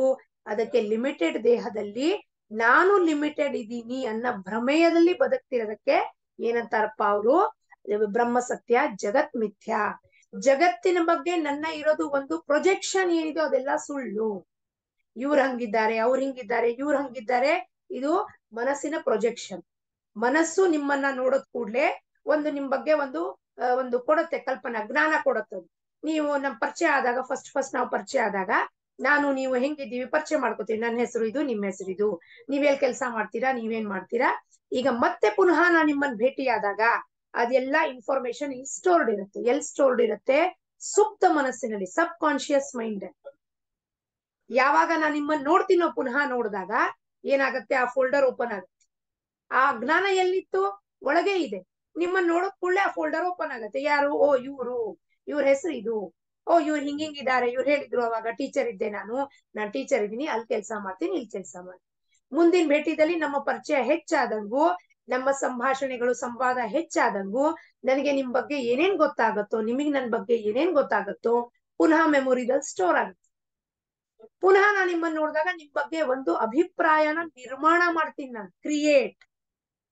ಅದು ಸುಳ್ಳು ಅಂತ ಹೇಳ್ತಾರೆ ಸಂತರು, ಸತ್ಪುರುಷರು ಬೋಧನೆ ಮಾಡಿದಾಗ ಅದೆಲ್ಲವೂ ಸುಳ್ಳು. ಬ್ರಹ್ಮ ಸತ್ಯ ಜಗತ್ ಮಿಥ್ಯ. ನೀನು ನಿರ್ಮಾಣ ಮಾಡ್ಕೊಂಡಿದ್ಯಾ ಅವ್ರ ಬಗ್ಗೆ ಒಂದು ಅಭಿಪ್ರಾಯವನ್ನ, ಅದು ಅಲ್ಲಿರೋದು ಅಭಿಪ್ರಾಯ, ಅದು ಸುಳ್ಳು. ನೀನ್ ಆಕಾರವನ್ನು ನೋಡಿ ಅಭಿಪ್ರಾಯ ಮಾಡ್ತಿದ್ಯಾ, ಆದ್ರೆ ಅಲ್ಲಿರೋದು ಏನಪ್ಪಾ? ಕೂಟಸ್ಥ ಚೈತನ್ಯ. ಅಲ್ಲಿರೋದು ಚೈತನ್ಯ, ಇಲ್ಲಿರೋದು ಚೈತನ್ಯ, ಎಲ್ಲರಲ್ಲಿರೋದು ಒಂದೇ ಚೈತನ್ಯ. ಆಕಾರದಲ್ಲಿ ಭೇದದಿಂದ ನಾನು ನಿಮ್ ಬಗ್ಗೆ ಒಂದು ಅಭಿಪ್ರಾಯ ನಿರ್ಮಾಣ ಮಾಡ್ತೀನಿ, ನೀವು ನನ್ ಬಗ್ಗೆ ಒಂದು ಅಭಿಪ್ರಾಯ ನಿರ್ಮಾಣ ಮಾಡ್ಕೋತೀರಾ. ಆ ಅಭಿಪ್ರಾಯದೊಂದಿಗೆ ಅದೇ ಕಂಟಿನ್ಯೂ ಆಗ್ತಾ ಹೋಗುತ್ತೆ. ಪುನಃ ನಾನು ಈಗ ಮುಂದಿನ ಜನ್ಮದ ನಾವು ಭೇಟಿ ಆದ್ವಪ್ಪ, ಅವಾಗ ಮೆಮೊರಿ ಲಾಸ್ ಹೋಗ್ಬಿಟ್ಟಿರುತ್ತೆ, ಇರೇಸ್ ಆಗೋದಿರುತ್ತೆ. ಅವಾಗ ನಾನು ನಿಮ್ಮನ್ನ ಗುರ್ತು ಹಿಡಿಬೇಕು ಅಂದ್ರೆ ಪುನಃ ಅಜ್ಞಾನ ವಾಪಸ್ ಆಚೆ ಬರ್ಬೇಕು. ಇದು ಜನ್ಮ ಜನ್ಮಾಂತರದಿಂದ ನಡೀತಾ ಬರ್ತಿರೋದು ಪರಮಾತ್ಮನ ಒಂದು ಲೀಲೆ. ಸೃಷ್ಟಿನಲ್ಲಿ ಮಾಡಿರೋದು ಒಂದು ಆಟ ಇವೆಲ್ಲ. ಈ ಆಟನ ನಾವು ತಿಳ್ಕೊಂಡ್ಬಿಟ್ರೆ, ಹೇಳ ಐಸಾ ಪ್ರಪಂಚ ಮಾನವ, ಪ್ರಪಂಚ ಒಂದು ಆಟದಂತೆ ಇರುವಾಗ ನಾವು ಇವೆಲ್ಲ ಯಾವ್ದಕ್ಕೂ ಏನು ತಲೆ ಕೆಡಿಸ್ಕೊಳ್ಳಿಕ್ ಹೋಗೋದಿಲ್ಲ. ನಮ್ಗೆ ಸ್ಪಷ್ಟತಾ ಬರುತ್ತೆ, ಕ್ಲಾರಿಟಿ ಬರುತ್ತೆ. ನಾನ್ ಯಾರು? ನಾನು ಆ ಭಗವಂತನ ಸ್ವರೂಪನೇ ನಾನಿದ್ದೀನಿ. ಈ ದೇಹ ಅಲ್ಲ, ಮನಸ್ಸಲ್ಲ, ಬುದ್ಧಿ ಅಲ್ಲ, ಚಿತ್ತ ಅಲ್ಲ, ಸಚ್ಚಿದಾನಂದ ಸ್ವರೂಪ ನಾನೇ ಅನ್ನೋದು ಇರುವಿಕೆಗೆ ಯಾರು ತಂದ್ಕೊಡ್ತಾರಪ್ಪ? ಬೆಳಕಿಗೆ ತಂದ್ಕೊಡೋನು ಸದ್ಗುರು. ಅದಕ್ಕೆ ಅವ್ರು ಹೇಳ್ತಾರೆ, ಕರ್ತ ನೀನೇ, ಎಲ್ಲವೂ ನೀನೇ ಮಾಡ್ತಿರೋದು, ಅದನ್ನ ವಿಚಾರ ಮಾಡಿ ಅರ್ಥೈಸ್ಕೊಳಪ್ಪ. ಪರಮಾರ್ಥದ ವಿಚಾರ ಬಹಳ ದೊಡ್ಡ ಸಾಧನೆ ಆಗಿರುತ್ತದೆ. ಇದು ಲಕ್ಷ್ಯಕ್ಕೆ ನಮ್ಗೆ ಬರುವುದಿಲ್ಲ. ಪರಮಾರ್ಥಕ್ ಬಂದು ನಾವು ಕೇವಲ ಒಂದು ಭಕ್ತಿ ಮಾಡಿದ್ವಿ, ಭಜನೆ ಮಾಡಿದ್ವಿ, ಕೀರ್ತನೆ ಮಾಡಿದ್ವಿ, ಹಾಡ್ ಹೇಳಿದ್ವಿ, ಸೇವಾ ಮಾಡಿದ್ವಿ, ಕಸ ಗೂಡಿಸ್ವಿ, ಉಚ್ಚಿಷ್ಟ ಬಳಸ್ವಿ, ಅಲ್ಲ, ಅದು ಅಲ್ಲ ಪರಮಾರ್ಥದ ವಿಚಾರ ಬಹಳ ದೊಡ್ಡ ಸಾಧನೆ ಇರುತ್ತೆ. ಪರಮಾರ್ಥಕ್ ಬಂದು ಅದೇನ್ ಮಾಡ್ತಿದೀವಿ ಶಿಷ್ಟಾಚಾರದಲ್ಲಿ, ಅದಕ್ಕಿನ್ನ ಗೂಢವಾದ ಒಂದು ರಹಸ್ಯ ಏನ್ ತಿಳಿಸ್ಕೊಡ್ತಾನೆ ಸದ್ಗುರು ಇಲ್ಲಿ ಬಂದ್ಮೇಲೆ. ನೀನ್ ಯಾರು? ಹೂ ಆಮ್ ಐ? ರಮಣ ಮಹರ್ಷಿಗಳು ಹೇಳಿದ್ರು, ನೋಡ್ಕೊ ಹೋಗಪ್ಪ, ನೀನ್ ಯಾರು? ಯಾರಿಗೆ ವಿಚಾರ ಬರ್ತಿದೆ ಮನಸ್ಸಿಗೆ? ಈ ಏನ್ ವಿಚಾರಗಳು ಬರ್ತಿದೆ? ನನ್ನ ದುಡಿಬೇಕಾಗಿದೆ, ಮಕ್ಕಳನ್ನ ಸಾಕ್ಬೇಕಾಗಿದೆ, ಇದು ಮಾಡ್ಬೇಕಾಗಿದೆ, ಯಾರಿಗ್ ವಿಚಾರ ಬರ್ತಿದೆ? ದೇಹಕ್ಕೆ ಬರ್ತಾ ಇದೆ ವಿಚಾರಗಳು, ಈ ಚರ್ಮದ ದೇಹಕ್ಕೆ ಅಥವಾ ಒಳಗ್ ಮನಸ್ಸಿಗೆ ಬರ್ತಾ ಇದೆ. ಮನಸ್ಸಿಗೆ ಎಲ್ಲಿಂದ ವಿಚಾರ ಬರ್ತಾ ಇದೆ? ಮತ್ತ ಅದ್ರ ಹಿನ್ನೆಲೆ, ಮನಸ್ಸಿಗೆ ವಿಚಾರ ಎಲ್ಲಿಂದ ಬರ್ತಾ ಇದೆ, ಯಾರು ಈ ವಿಚಾರವನ್ನ ಹಾಕ್ತಾ ಇದ್ದಾನೆ ಅನ್ನೋದ್ ಕಡೆ ಹಿಂದ್ ಹೋದಾಗ ಗೊತ್ತಾಗತ್ತೆ, ನಾನೇ ಈ ಮನಸ್ಸಿಂದ ಎಲ್ಲಾ ವಿಚಾರವನ್ನು ಪ್ರೊಜೆಕ್ಟ್ ಮಾಡ್ತಾ ಇದೀನಿ ಆಚೆ. ಆದ್ರೆ ರಿಯಾಲಿಟಿ ಅದು ಅಲ್ಲ, ಪ್ರೊಜೆಕ್ಷನ್ ಮಾಡ್ತಿದೀನಿ. ಅದ್ ಹೆಂಗ್ ನಡಿಬೇಕಾಗಿದ್ಯೋ ಪ್ರಾರಬ್ಧದಲ್ಲಿ ಅದ್ ಹಂಗೇ ನಡೀತಾ ಇರತ್ತೆ. ಆದ್ರೆ ಮನಸ್ಸು ಗೊಂದಲಕ್ಕೀಡೇರಾಗಿ ನಾನು ದುಡಿತಾ ಇದ್ದೀನಿ. ಆ ಕೂಟಸ್ಥ ಒಳಗ್ ಕೂತಿರೋನು, ಯಾರು ಇದಕ್ ಉಸಿರು ನೀಡ್ತಿದಾನೋ, ದೇಹಕ್ಕೆ ಚಲನವಲನ ಮಾಡ್ಬೇಕು ಅಂದ್ರೆ ಆಕ್ಸಿಜನ್ ಕೊಡೋನು, ಬ್ಲಡ್ ಸರ್ಕ್ಯುಲೇಷನ್ ಮಾಡ್ತಿರೋನು, ಹಾರ್ಟ್ ಪಂಪ್ ಮಾಡ್ತಿರೋನು, ಈ ಕಿಡ್ನೀಸ್ ನಲ್ಲೆಲ್ಲ ಚಲನವಲನ ಪ್ಯೂರಿಫಿಕೇಶನ್ ಮಾಡ್ತಿರೋನು, ಎಲ್ಲವನ್ನು ಯಾರು ಮಾಡ್ತಾ ಇದ್ದಾನೆ ಅನ್ನೋದನ್ನ ವಿಚಾರ ನಾವ್ ಯಾವತ್ತೂ ಮಾಡೇ ಇಲ್ಲ. ಉಸಿರು ನಾವು ಮಲ್ಕೊಂಡಿದ್ದಾಗ ಹೆಂಗಪ್ಪ ಉಸಿರಾಡ್ತಿದೀವಿ? ನಾವು ಮಲ್ಕೊಂಡಿದ್ದಾಗ ಈ ದೇಹನೂ ಮಲ್ಕೊಂತು, ಮನಸ್ಸು ಮಲ್ಕೊಂತು, ಬುದ್ಧಿ ಇಂದ್ರಿಯ ಎಲ್ಲ ಮಲ್ಕೊಂತು. ನಮಗೆ ಗೊತ್ತೇ ಇಲ್ಲ ನಾವು ಉಸಿರಾಡ್ತಿದೀವೋ ಇಲ್ವೋ. ಮರು ದಿವಸ ನಾವು ಎದ್ದಾಗ ಪುನಃ ಬೆಳಕು ಬಂತು ಆಚೆ, ಒಳಗ್ ವಾಪಸ್ ಅದ್ ಏಳಿಸ್ತಾ ಇದೆ ನಮ್ಮನ್ನ. ಒಳಗಿರೋದು ಚೈತನ್ಯ ಏನಿದೆಯೋ, ಶುದ್ಧವಾದ ಚೈತನ್ಯ ನಮ್ಮನ್ನ ಎಬ್ಬಿಸ್ತಾ ಇದೆ. ಏಳು, ಬೆಳಕಾಯ್ತು, ನೋಡು ಕಣ್ಬಿಡು ಅಂತ ತೋರಿಸ್ತಾ ಇದೆ. ನೋಡು ಸೂರ್ಯ ಬಂದಿದ್ದಾನೆ. ಆ ಜ್ಞಾನ ಕೊಡ್ತಿರೋನ್ ಯಾರು? ಸೂರ್ಯ ಬಂದಿದ್ದಾನೆ ಹೊರಗಡೆ ಅಂತ. ಬೆಳಗ್ಗೆ ಎದ್ದು ಅಲಾರಾಮ್ ನೋಡ್ತೀವಿ, 5 ಕಾಲ ಆಯ್ತು, 5:15 ಆಯ್ತು. 5:15 ಆಯ್ತು ಅನ್ನೋದ್ ಹೇಳ್ತಾ ಇರೋದ್ ಯಾರು? ಆ ಬುದ್ಧಿಗೆ ಪ್ರಕಾಶ ಬೀರ್ತಿರೋನ್ ಯಾರು? 7, 5:15 ಆಯ್ತು, 6 ಗಂಟೆ ಆಯ್ತು, 7, ಹೊರಗಡೆ ಸೂರ್ಯ ಬಂದಿದ್ದಾನೆ, ಬೆಳಕಾಯ್ತು. ಆಯ್ತು ಅನ್ನೋದನ್ನ ಹೇಳ್ತಿರೋನ್ ಯಾರಪ್ಪ? ಒಳಗ್ ಯಾರೋ ಇದಾನೆ, ಅವನು ಹೇಳ್ತಿದ್ದಾನೆ ಬೆಳಕಾಯ್ತು 7 ಅಂತ. ಆದ್ರೆ ಆ ವಾಯ್ಸ್ ನಮಗೆ ಕೇಳಿಸ್ತಾ ಇಲ್ಲ. ನಾನ್ ಎದ್ಬಿಟ್ಟೆ, ನಾನ್ ಹೆಂಗೆದ್ದೆ? ಇದ್ರ ಕಡೆ ಪರಮಾರ್ಥದ ಬಹಳ ದೊಡ್ಡ ವಿಚಾರ, ಇದು ಗೂಢವಾದ ವಿಚಾರ. ಇದನ್ ನಮಗೆ ಗೊತ್ತಾಗೋದ್ರೆ ಆ ಸೂತ್ರಧಾರಿ ಹೊರತಾಗ ಒಂದು ಎಲೇನೂ ಅಲ್ಲಾಡದಿಲ್ಲ ಅಂದ್ಮೇಲೆ ನನ್ನ ಚಲನ ವಲನ ದೇಹದ ಕ್ರಿಯೆಯಿಂದ ಹಿಡಿದು ಎಲ್ಲವೂ ಪರಮಾರ್ಥನೇ ಸಂಭಾಳಿಸ್ತಿರೋದು. ನಿಯಾಮಕ ಅವನು, controller of the life force ನ ಕಂಟ್ರೋಲ್ ಮಾಡ್ತಿದ್ದಾನೆ. ಅವನ್ ಬಿಟ್ರೆ ಆಚೆ ಹೋದ ಅಂದ್ರೆ ಇಲ್ಲಿಂದ ಇದು ಶವ ಆಗಿ ಇದನ್ನ ಆಚೆ ತೆಗೆದು ಹಾಕ್ತಾನೆ. ಅವನ್ ಇದನ್ನ ಆಚೆ ಹೋದ್ರೆ ಯಾವ ಸಮಯ ಬರುತ್ತೆ, 80 ವರ್ಷ, 60 ವರ್ಷ, 70 ವರ್ಷ, ಯಾವತ್ತು ದಿನ ಮುಕರ್ರರ್ ಕಿಯಾ ಗಯಾ ಹೈ, ನನ್ ಡೇಟ್ ಫಿಕ್ಸ್ ಮಾಡಿದ ದಿವ್ಸ ಅದು ಇಲ್ಲಿಂದ ಆಚೆ ಹೋಯ್ತು ಚೈತನ್ಯ ಅಂದ್ರೆ ನನ್ನನ್ನ ಹೊರಗಡೆ ತೆಗೆದು ಹಾಕ್ತಾನೆ. ಹಂಗಂದ್ಮೇಲೆ ಇಲ್ಲಿ ಇರೋವರೆಗೂ ಅವನು ಇದೇ ದೇಹದಲ್ಲಿ ದೇಹಿಯಾಗಿರ್ತಾನವನು. ಅವನೇ ಮಾಡಿಸ್ತಿರೋದು ಚಲನವಲನ, ಅವನೇ ಬುದ್ಧಿಗೆ ಪ್ರಕಾಶ ನೀಡ್ತಾ ಇರೋದು, ಅವನೇ ಸಂಪೂರ್ಣ ಜಗತ್ತಿಗೆ ಬೆಳಕು ಕೊಟ್ಟು ನನಗೆ ತೋರಿಸ್ತೇನೆ ಜಗತ್ ಏನಪ್ಪ. ಒಂದು ವಸ್ತು ಬಗ್ಗೆ ಜ್ಞಾನ, ಇದು ಬುಕ್ಕು, ಇದು ಜಪಮಾಲೆ, ಇದು ಫೋಟೋ, ಇದಕ್ಕೆ ಜ್ಞಾನ ನೀಡ್ತಿರೋನ್ ಯಾರು? ಒಳಗ್ ಕೂತಿರೋನು ಕೂಟಸ್ಥ ಪರಮಾತ್ಮ. ಅವನಿಗೆ ಚೈತನ್ಯ ಅಂತೀವಿ, ಬ್ರಹ್ಮ ವಸ್ತು ಅಂತೀವಿ. ಅದು ಆ ಜ್ಞಾತ, ಜ್ಞಾನ, ಜ್ಞೇಯ ಎಲ್ಲವೂ ತ್ರಿಪುಟಿ ನನ್ನಲ್ಲೇ ಲಯ ಆಗತ್ತೆ. ಅದು ನನ್ನ ಸ್ವರೂಪಾನೇ ಆಗಿದೆ. ಹಾಗಾಗಿ ಈ ದೇಹಕ್ಕೆ ಒಂದು ಹೆಸರು ಕೊಟ್ಟಿದ್ದಾರೆ, ದೀಪ. ಆದ್ರೆ ಇದು ದೇಹ ಅಲ್ಲ, ಮನಸ್ಸಲ್ಲ, ಬುದ್ಧಿ ಅಲ್ಲ, ಚಿತ್ತ ಅಲ್ಲ, ಸಚ್ಚಿದಾನಂದ ಸ್ವರೂಪ ನಾನೇ. ನನ್ನ ನಿಜ ಸ್ವರೂಪ ಏನಿದೆ ಅದನ್ನ ನಾನು ತಿಳಿದಿ ಭಗವಂತನಲ್ಲಿ ಪುನಃ ನಾನು ವಾಪಸ್ ಹೊಂದಬೇಕು. ಅದು ನನ್ನ ನಿಜ ಸ್ವರೂಪ. ಏನು? ಅವನಿಂದ ನಾನು ಬಂದಿದ್ದೀನಿ, ಅವನಿಂದ ನಾನು ಬದುಕ್ತಾ ಇದ್ದೀನಿ, ಅವನಿಂದ ಈ ಜ್ಞಾನ ಪಡ್ಕೊಂಡಿದ್ದೀನಿ. ಅವನಲ್ಲೇ ವಾಪಸ್ ನಾನು ಮರ್ಜ್ ಆಗ್ಬೇಕಂದ್ರೆ ಆ ಬೀಜ ರೂಪದಲ್ಲಿರುವ ಚೈತನ್ಯ ವಿಶ್ವ ಚೈತನ್ಯದಲ್ಲಿ ಪರಬ್ರಹ್ಮ ವಸ್ತುವಲ್ಲಿ ಪುನಃ ಹೋಗಿ ನಾವು ಪಿಕ್ಚರ್ ನಲ್ಲಿ ತೋರಿಸ್ತಾರ ಅವ್ರು. ಆ ಯಾವ್ದಪ್ಪ, ಬೇಕಾದಷ್ಟು ಪಿಕ್ಚರ್ ನಲ್ಲಿ ನಾವು ನೋಡ್ತೀವಿ. ಏನಪ್ಪಾ ಆ ಜ್ಯೋತಿ ಏನಿರತ್ತೋ, ನಮಗೆ ತೋರ್ಸುವಾಗ ಜ್ಯೋತಿ ಹೆಂಗ್ ತೋರಿಸ್ತಾರೆ, ಆ ಬೀಜ ರೂಪದಲ್ಲಿ ಇರತ್ತ ಜ್ಯೋತಿ. ಆ ಜ್ಯೋತಿ, ಜೀವಾತ್ಮ ಜ್ಯೋತಿ ಹೋಗಿ ಪರಮಾತ್ಮನಲ್ಲಿ ವಿಲೀನ ಆಗತ್ತೆ. ಪರಮಾತ್ಮ ಹೆಂಗಿರ್ತಾನೆ, ವಿರಾಟ ಸ್ವರೂಪ ಅಂತ ನಾವು ತೋರ್ತೀವಿ ಪಿಕ್ಚರ್ ನಲ್ಲಿ. ಪರಮಾತ್ಮನ ಹೆಂಗ್ ದರ್ಶಿಸ್ತಾರೆ, ವಿರಾಟವಾಗಿ ನಿಂತ್ಕೊಂಡಿಯಾನ, ದೊಡ್ಡದು ಉದ್ದವಾಗಿ ಕಾಣಿಸ್ತಾನೆ. ಅಂದ್ರೆ ಸಂಪೂರ್ಣ ವಿಶ್ವವನ್ನು ವ್ಯಾಪಿಸಿದಾನೆ ಅಂತ ತೋರಿಸ್ಲಿಕ್ಕೆ ಅವನ ಹಂಗ ದೊಡ್ಡದಾಗಿ ನಿಂತ್ಕೊಂಡು ಅವನ್ನೆಲ್ಲ ಬ್ರಾಡ್ ಅಂಡ್ ಹಿಂಗ್ ಹೈಟ್ ನಲ್ಲಿ ತೋರಿಸ್ತಾರೆ. ಯಾಕೆ ಅಂದ್ರೆ ಸಂಪೂರ್ಣ ಬ್ರಹ್ಮಾಂಡವನ್ನು ವ್ಯಾಪಿಸಿದಾನ ಪರಮಾತ್ಮ. ಅದ್ರಲ್ಲಿ ಈ ಸಣ್ಣ ಜ್ಯೋತಿ ಹೋಗಿ ಮರ್ಜ್ ಆಗತ್ತೆ, ಪರಮಾತ್ಮನಲ್ಲಿ ಹೋಗಿ ಸೇರ್ಕೊಂಡ್ಬಿಡತ್ತದು. ಪುನಃ ಅವನ ಇಚ್ಛೆ ಅಂತೆ ಅದು ಪುನಃ ವಾಪಸ್, ಅವನಿಚ್ಛಾ ಮಾತ್ರದಿಂದ ಅದು ವಾಪಸ್ ಬರುತ್ತೆ ಪೃಥ್ವಿಗೆ. ಈ ಜ್ಞಾನವನ್ನು ಏನಿದೆಯೋ ಸದ್ಗುರು ನಮ್ಗೆ ಕೊಡ್ತಾನೆ. ನೀನೇ ಏಕಮೇವ ಇದ್ದು ಸರ್ವತ್ರೆಯೂ ಪ್ರಕಾಶಕವಾಗಿ ನೀನೇ ಇದೆಯಾ ಅಂತ ಹೇಳ್ತಾನೆ. ಒಳಗಿಂದ ನೀನೇ ಎಲ್ಲಾ ವಸ್ತು ಮೇಲೆ ಪ್ರಕಾಶ ಬೀರ್ತಿರೋದು. ಈ ದೇಹಕ್ಕೆ ಚಲನವಲನ ಮಾಡ್ಬೇಕು. ಈಗ ನಾನು ಇಲ್ಲಿ ಹೇಳ್ಬೇಕು, ಇಲ್ಲಿಂದ ಕಿಚನಿಗೆ ಹೋಗ್ಬೇಕು ಅಂದ್ರೆ ಕಿಚನಿಗೆ ಹೋಗು ಅನ್ನೋದನ್ನ ಬುದ್ಧಿ ಎಲ್ಲಿ ಪ್ರಕಾಶ ಯಾರು ಬೀರ್ತಿದ್ದಾನೆ, ಕಿಚನ್ ಎಲ್ಲಿದೆ, ನಾವ್ ಅದನ್ನ ಹೋಗ್ಲಿಕ್ಕೆ ಕಣ್ಣಿಗೆ ಬೆಳಕ್ ಬೇಕಲ್ವಾ ಹೋಗ್ಲಿಕ್ಕೆ ಕಿಚನ್ ತನಕ.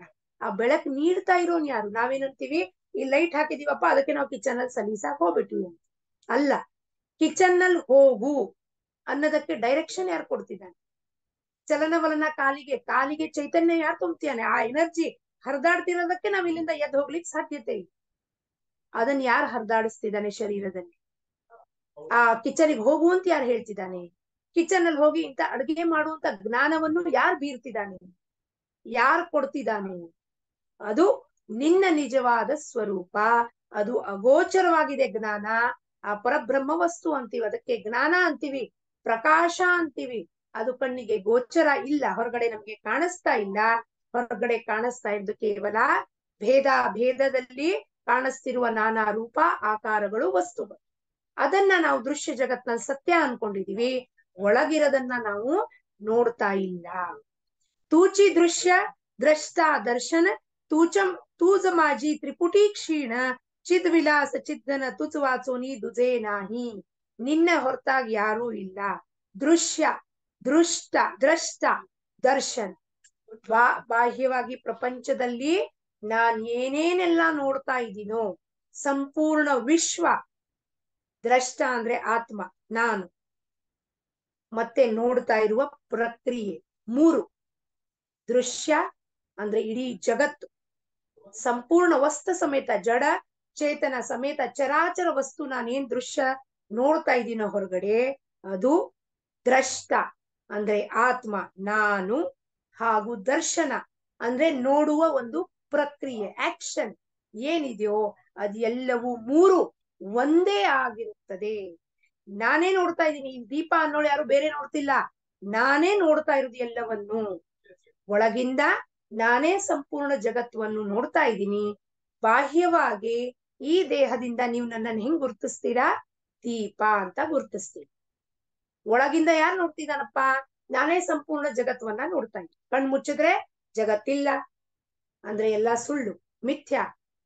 ಜಗತ್ತು ನಾಶಿವಂತ. ಕಣ್ಣು ಮುಚ್ಚದ್ ಕೂಡ್ಲೆ ಏನ್ ಕಣ್ ಮುಂದಿನ ಮರೆ ಆಗತ್ತೋ ಅದು ನಾಶಿವಂತ. ಹೂವನ್ನ ಇವತ್ತು ಫ್ರೆಶ್ ಹೂ ನೋಡಿರ್ತೀವಿ, ನಾಳೆ ಅದು ಬಾಡ್ ಹೋಗಿರುತ್ತೆ ಅಂದ್ರೆ ಅದ್ರ ಲೈಫ್ ಮುಗಿದೋಯ್ತು ಅಂದ್ರೆ ಅದು ಟೆಂಪರರಿ. ಯಾವ್ದು ವಸ್ತು ನಾವು ನೋಡ್ತೀವೋ ಅದೆಲ್ಲವೂ ಟೆಂಪರರಿ, ಅಶಾಶ್ವತ. ಹಂಗಂದ್ಮೇಲೆ ಅದ್ರದ್ದು ಅಸ್ತಿತ್ವ ಇಲ್ಲ. ಕಣ್ಣಿಗೆ ಗೋಚರ ಆಗ್ತಿರೋದು ಎಲ್ಲವೂ ಆಕಾರ ರೂಪದಲ್ಲಿ ಚಿದಾಭಾಸ, ಭಾಸ, ಸತ್ಯ ಅಲ್ಲ. ಯಾಕೆಂದ್ರೆ ಆ ವಸ್ತು ನಾಳೆ ಒಡೆದೋಯ್ತು ಅಂದ್ರೆ ಇಲ್ಲ. ಬಾಟಲ್ ನಲ್ಲಿ ಮಡಕೆದಲ್ಲಿ ನೀರು ತುಂಬಿಟ್ಟಿರ್ತೀವಿ, ಮಡಕೆದಲ್ಲಿರೋ ನೀರು ನದಿಯಲ್ಲಿರೋ ನೀರು ಎರಡೂ ಒಂದು. ಮಡಕೆದಲ್ಲಿ ಲಿಮಿಟೆಡ್ ನಲ್ಲಿ ಇದೆ ನೀರು, ನದಿಯಲ್ಲಿ ವ್ಯಾಪಕವಾಗಿದೆ. ಹಾಗೆಯೇ ಈ ದೇಹದಲ್ಲಿ ಬಂದಾಗ ಆ ದೇಹಿ ಪರಮಾತ್ಮ ಏನಿದಾನೋ ಲಿಮಿಟೆಡ್ ನಲ್ಲಿ ಇರ್ತಾನೆ. ಈ ದೇಹದಿಂದ ಆಚೆ ಹೋದ್ಕೊಳ್ಳೆ ಅವನು ಮತ್ತೆ ಸರ್ವ ವ್ಯಾಪಕನಾಗ್ತಾನೆ. ಇದನ್ನ ನಾನು ಯಾವಾಗ ಅರ್ಥ ಮಾಡ್ಕೋತೀನೋ, ದೇಹದಲ್ಲಿದ್ದಾಗ ನಾನು ಲಿಮಿಟೆಡ್ ಇದ್ದೀನಿ, ದೇಹದಿಂದ ದೇಹ ಮನಸ್ಸು ಬುದ್ಧಿಯಿಂದ ಆಚೆ ನಾನು ಹೋದ್ರೆ ನಾನು ಸರ್ವ ವ್ಯಾಪಕನಾಗಿದ್ದೀನಿ, ಎಲ್ಲರಲ್ಲೂ ನಾನೇ ಇದ್ದೀನಿ ಅನ್ನೋದು ಇರುವಿಕೆಗೆ ಬಂದಾಗ, ಬೋಧ ಆದಾಗ, ಆ ಸಾಧಕ ಶಿಷ್ಯ ಆ ಗುರು ಹೇಳಿದ್ದ ಮಾರ್ಗದಲ್ಲಿ ಹೋಗ್ತಾ ತನ್ನನ್ನ ತಾನು ಪಡ್ಕೊಳ್ತಾನೆ. ಅಂದ್ರೆ ಆ ಪರಮಾತ್ಮನಲ್ಲಿ ಅವನು ವಿಲೀನ ಮರ್ಜ್ ಆಗ್ತಾನೆ. ಅವನಿಗೆ ಗೊತ್ತಾಗೋಗುತ್ತೆ ಇದೆಲ್ಲವೂ ನೋಡ್ತಾ ಇರೋದೆಲ್ಲ ನಾನೇ ಇದ್ದೀನಿ, ನನ್ನಿಂದ ಹೊರತಾಗಿ ಬೇರೆ ಏನೂ ವಸ್ತು ಇಲ್ಲ. ಎಲ್ಲಿ? ತತ್ವ ರೂಪದಿಂದ ಹೂವು ನಾನೇ, ಹಣ್ಣು ನಾನೇ, ಗಿಡಾನೂ ನಾನೇ, ಮರಾನೂ ನಾನೇ. ವಿರಾಟ ಸ್ವರೂಪ ಭಾಗವತದಲ್ಲಿ ಪರಮಾತ್ಮನ ಭಾಗವತದಲ್ಲಿ ತೋರಿಸ್ತಾರೆ. ಕೂದಲುಗಳೆಲ್ಲ ವೃಕ್ಷ ಅಂತೆ, ಪಾದಗಳೆಲ್ಲ ಪಾದದಿಂದ ಹಿಡಿದು ತಲೆ ತನಕ ಎಲ್ಲಾ ಲೋಕಗಳು ಹಾಗೂ ಎಲ್ಲಾ ವಿರಾಟ ಸ್ವರೂಪ ಏನೇನಿದೆಯೋ ಸ್ಥೂಲ ಸೂಕ್ಷ್ಮ ಎಲ್ಲವನ್ನು ಭಾಗವತದಲ್ಲಿ ವರ್ಣನೆ ಮಾಡಿದೆ. ಅದೆಲ್ಲವೂ ನನ್ನ ಒಳಗೆ ಇದೆ. ಹಂಗಾಗಿ ನಾನು ಹೊರಗಡೆ ಏನೇನ್ ನೋಡ್ತಾ ಇದ್ದೀನೋ ಅದೆಲ್ಲವೂ ಒಳಗೆ ತತ್ವ ರೂಪದಿಂದ. ಆಕಾರದಲ್ಲಿ ಎಲ್ಲಾ ಬೇರೆ ಬೇರೆ, ಹೆಸರು ಬೇರೆ ಬೇರೆ, ಗಿಡ ಮರ ಅದು ಇದು ಅಂತ ಹೇಳ್ತೀವಿ. ಅದೆಲ್ಲವೂ ಆಕಾರದಿಂದ ನಾಮರೂಪದಿಂದ ಭೇದ. ಇಲ್ಲ ಅಂದ್ರೆ ನಾವು ಅಭೇದ್ಯ, ನಾನು ನೀವು ಎಲ್ಲ ಒಂದೇ ಇದ್ದೀವಿ. ತತ್ವ ರೂಪದಿಂದ ನಾವೆಲ್ಲರೂ ಆ ಚೈತನ್ಯ, ನನ್ನಲ್ಲಿ ನಿನ್ನಲ್ಲಿ ನಿಮ್ಮಲ್ಲಿ ಇರುವ ಚೈತನ್ಯ ಒಂದೇ. ನಾಮದಿಂದ ನಾವೆಲ್ಲ ಬೇರೆ ಬೇರೆ. ನನ್ನ ಹೆಸರು ದೀಪಾ, ನಿಮ್ಮ ಹೆಸರು ಇನ್ನೊಂದೇನೋ ಮತ್ತೊಂದೇನೋ XYZ ಇರ್ಬೋದು. ಅಷ್ಟೇ ವಿನಃ ನಾವೆಲ್ಲರೂ ಅದೇ ಚೈತನ್ಯದ ತತ್ವ ರೂಪದಲ್ಲಿ ಒಂದೇ ಇದ್ದೀವಿ. ಅದಕ್ಕೆ ಅವ್ರು ಹೇಳ್ತಾರೆ ಇವೆಲ್ಲವೂ ನಿನ್ನಲ್ಲೇ ವಿಲೀನ ಆಗತ್ತೆ, ಕ್ಷೀಣ ಆಗೋಗತ್ತೆ. ಇದು ಶುದ್ಧವಾದ ಜ್ಞಾನ, ಇದು ಇರುವಿಕೆ, ಅದೇ ನಿನ್ನ ಸ್ವರೂಪ ರಾಜಾರಾಮ. ಬ್ರಹ್ಮ ವಸ್ತು ನಿರುಪಾದಿಕ್ಕಿದೆ, ಆತ್ಮ ಉಪಾಧಿ ಸಹಿತ. ಈ ದೇಹದಲ್ಲಿ ಬಂದ ಮೇಲೆ, ಈ ದೇಹದಲ್ಲಿ ಆತ್ಮ ಬಂದ ಮೇಲೆ, ಪ್ರವೇಶ ಮಾಡದ್ಮೇಲೆ ಈ ದೇಹಕ್ಕೆ ಒಂದು ಹೆಸರು ಕೊಡ್ತಾರೆ, ಅದೇ ಅದರ ಹೆಸರು ಆಗುವುದು. ಎಲ್ಲಿವರೆಗೂ ಈ ದೇಹದಲ್ಲಿ ಇರೋ ತನಕ ಅದಕ್ಕೊಂದು ಹೆಸರು, ದೀಪ ಅಂತ ಹೆಸರು ಕೊಟ್ರು ಅದಕ್ಕೆ. ಎಲ್ಲಿವರೆಗೂ ಈ ದೇಹದಲ್ಲಿ ಇರ್ತೀನೋ ಅಲ್ಲಿವರೆಗೂ ಈ ದೇಹಕ್ಕೆ ಒಂದು ಹೆಸರು ಕೊಟ್ರು, ದೀಪ. ಸ್ಥೂಲ ದೇಹಕ್ಕೆ ಒಂದು ಆಕಾರ ಕೊಟ್ಟಿದೆ, ಅದಕ್ಕೊಂದು ಹೆಸರು ಕೊಟ್ಟಿದೆ, ದೀಪ. ಹೆಂಗ್ ಗುರುತಿಸ್ಬೇಕು ನನ್ನನ್ನ? ಈಗ ನೀವು ಅಗೋಚರ ಅಂತ ಹೇಳಿದೆ, ಅದೇ ಆಕಾರವೇ ಇಲ್ಲ, ನಾನು ಅಗೋಚರ ಇದ್ದೀನಿ ಅಂತ ಹೆಂಗ ಗುರುತಿಸ್ಬೇಕು? ಜೀವ ಒಳಗೆ ಈ ಆತ್ಮ ಪ್ರವೇಶ ಮಾಡಿದಾಗ ಇದಕ್ಕೆ ಒಂದು ಹೆಸರು ಕೊಡ್ತಾರೆ. ಆ ನಾಮಕರಣ ಆದ್ಕೊಳ್ಳೆ ಏನ್ ಹೆಸರು ಕೊಡ್ತಾರೋ ಅದೇ ನನ್ನ ಹೆಸರು. ಅಗೋಚರವಾಗಿರೋ ನನಗೆ ಒಂದು ಹೆಸರು ಕೊಟ್ಟಿದ್ದಾರೆ, ದೀಪ. ಅದರಿಂದ ನೀವ್ ಎಲ್ಲಿ ತನಕ ಗುರ್ತು ಹಿಡಿತೀರಾ? ಎಲ್ಲಿವರೆಗೂ ಈ ದೇಹದಲ್ಲಿ ಆ ಚೈತನ್ಯ ಸ್ವರೂಪ ಇದೆಯೋ ಅಲ್ಲಿವರೆಗೂ ಇದನ್ನ ಗುರ್ತು ಹಿಡಿಲಿಕ್ ಸಾಧ್ಯ. ಅದಾದ್ಮೇಲೆ ನಾವೇನಂತೀವಿ? ಹೋಗ್ಬಿಟ್ರವ್ರು, ಶವ, ಶಿವದಿಂದ ಶವ ಆಗೋಗ್ಬಿಟ್ಟು. ಅಂದ್ರೆ ನಾವೆಲ್ಲರೂ ಯಾರಿದ್ದೀವಿ ಇಲ್ಲಿ, ಸಮಸ್ತ ಜೀವರಾಶಿ ಎಲ್ಲಿ ಇರುವುದು ಏನಪ್ಪಾ?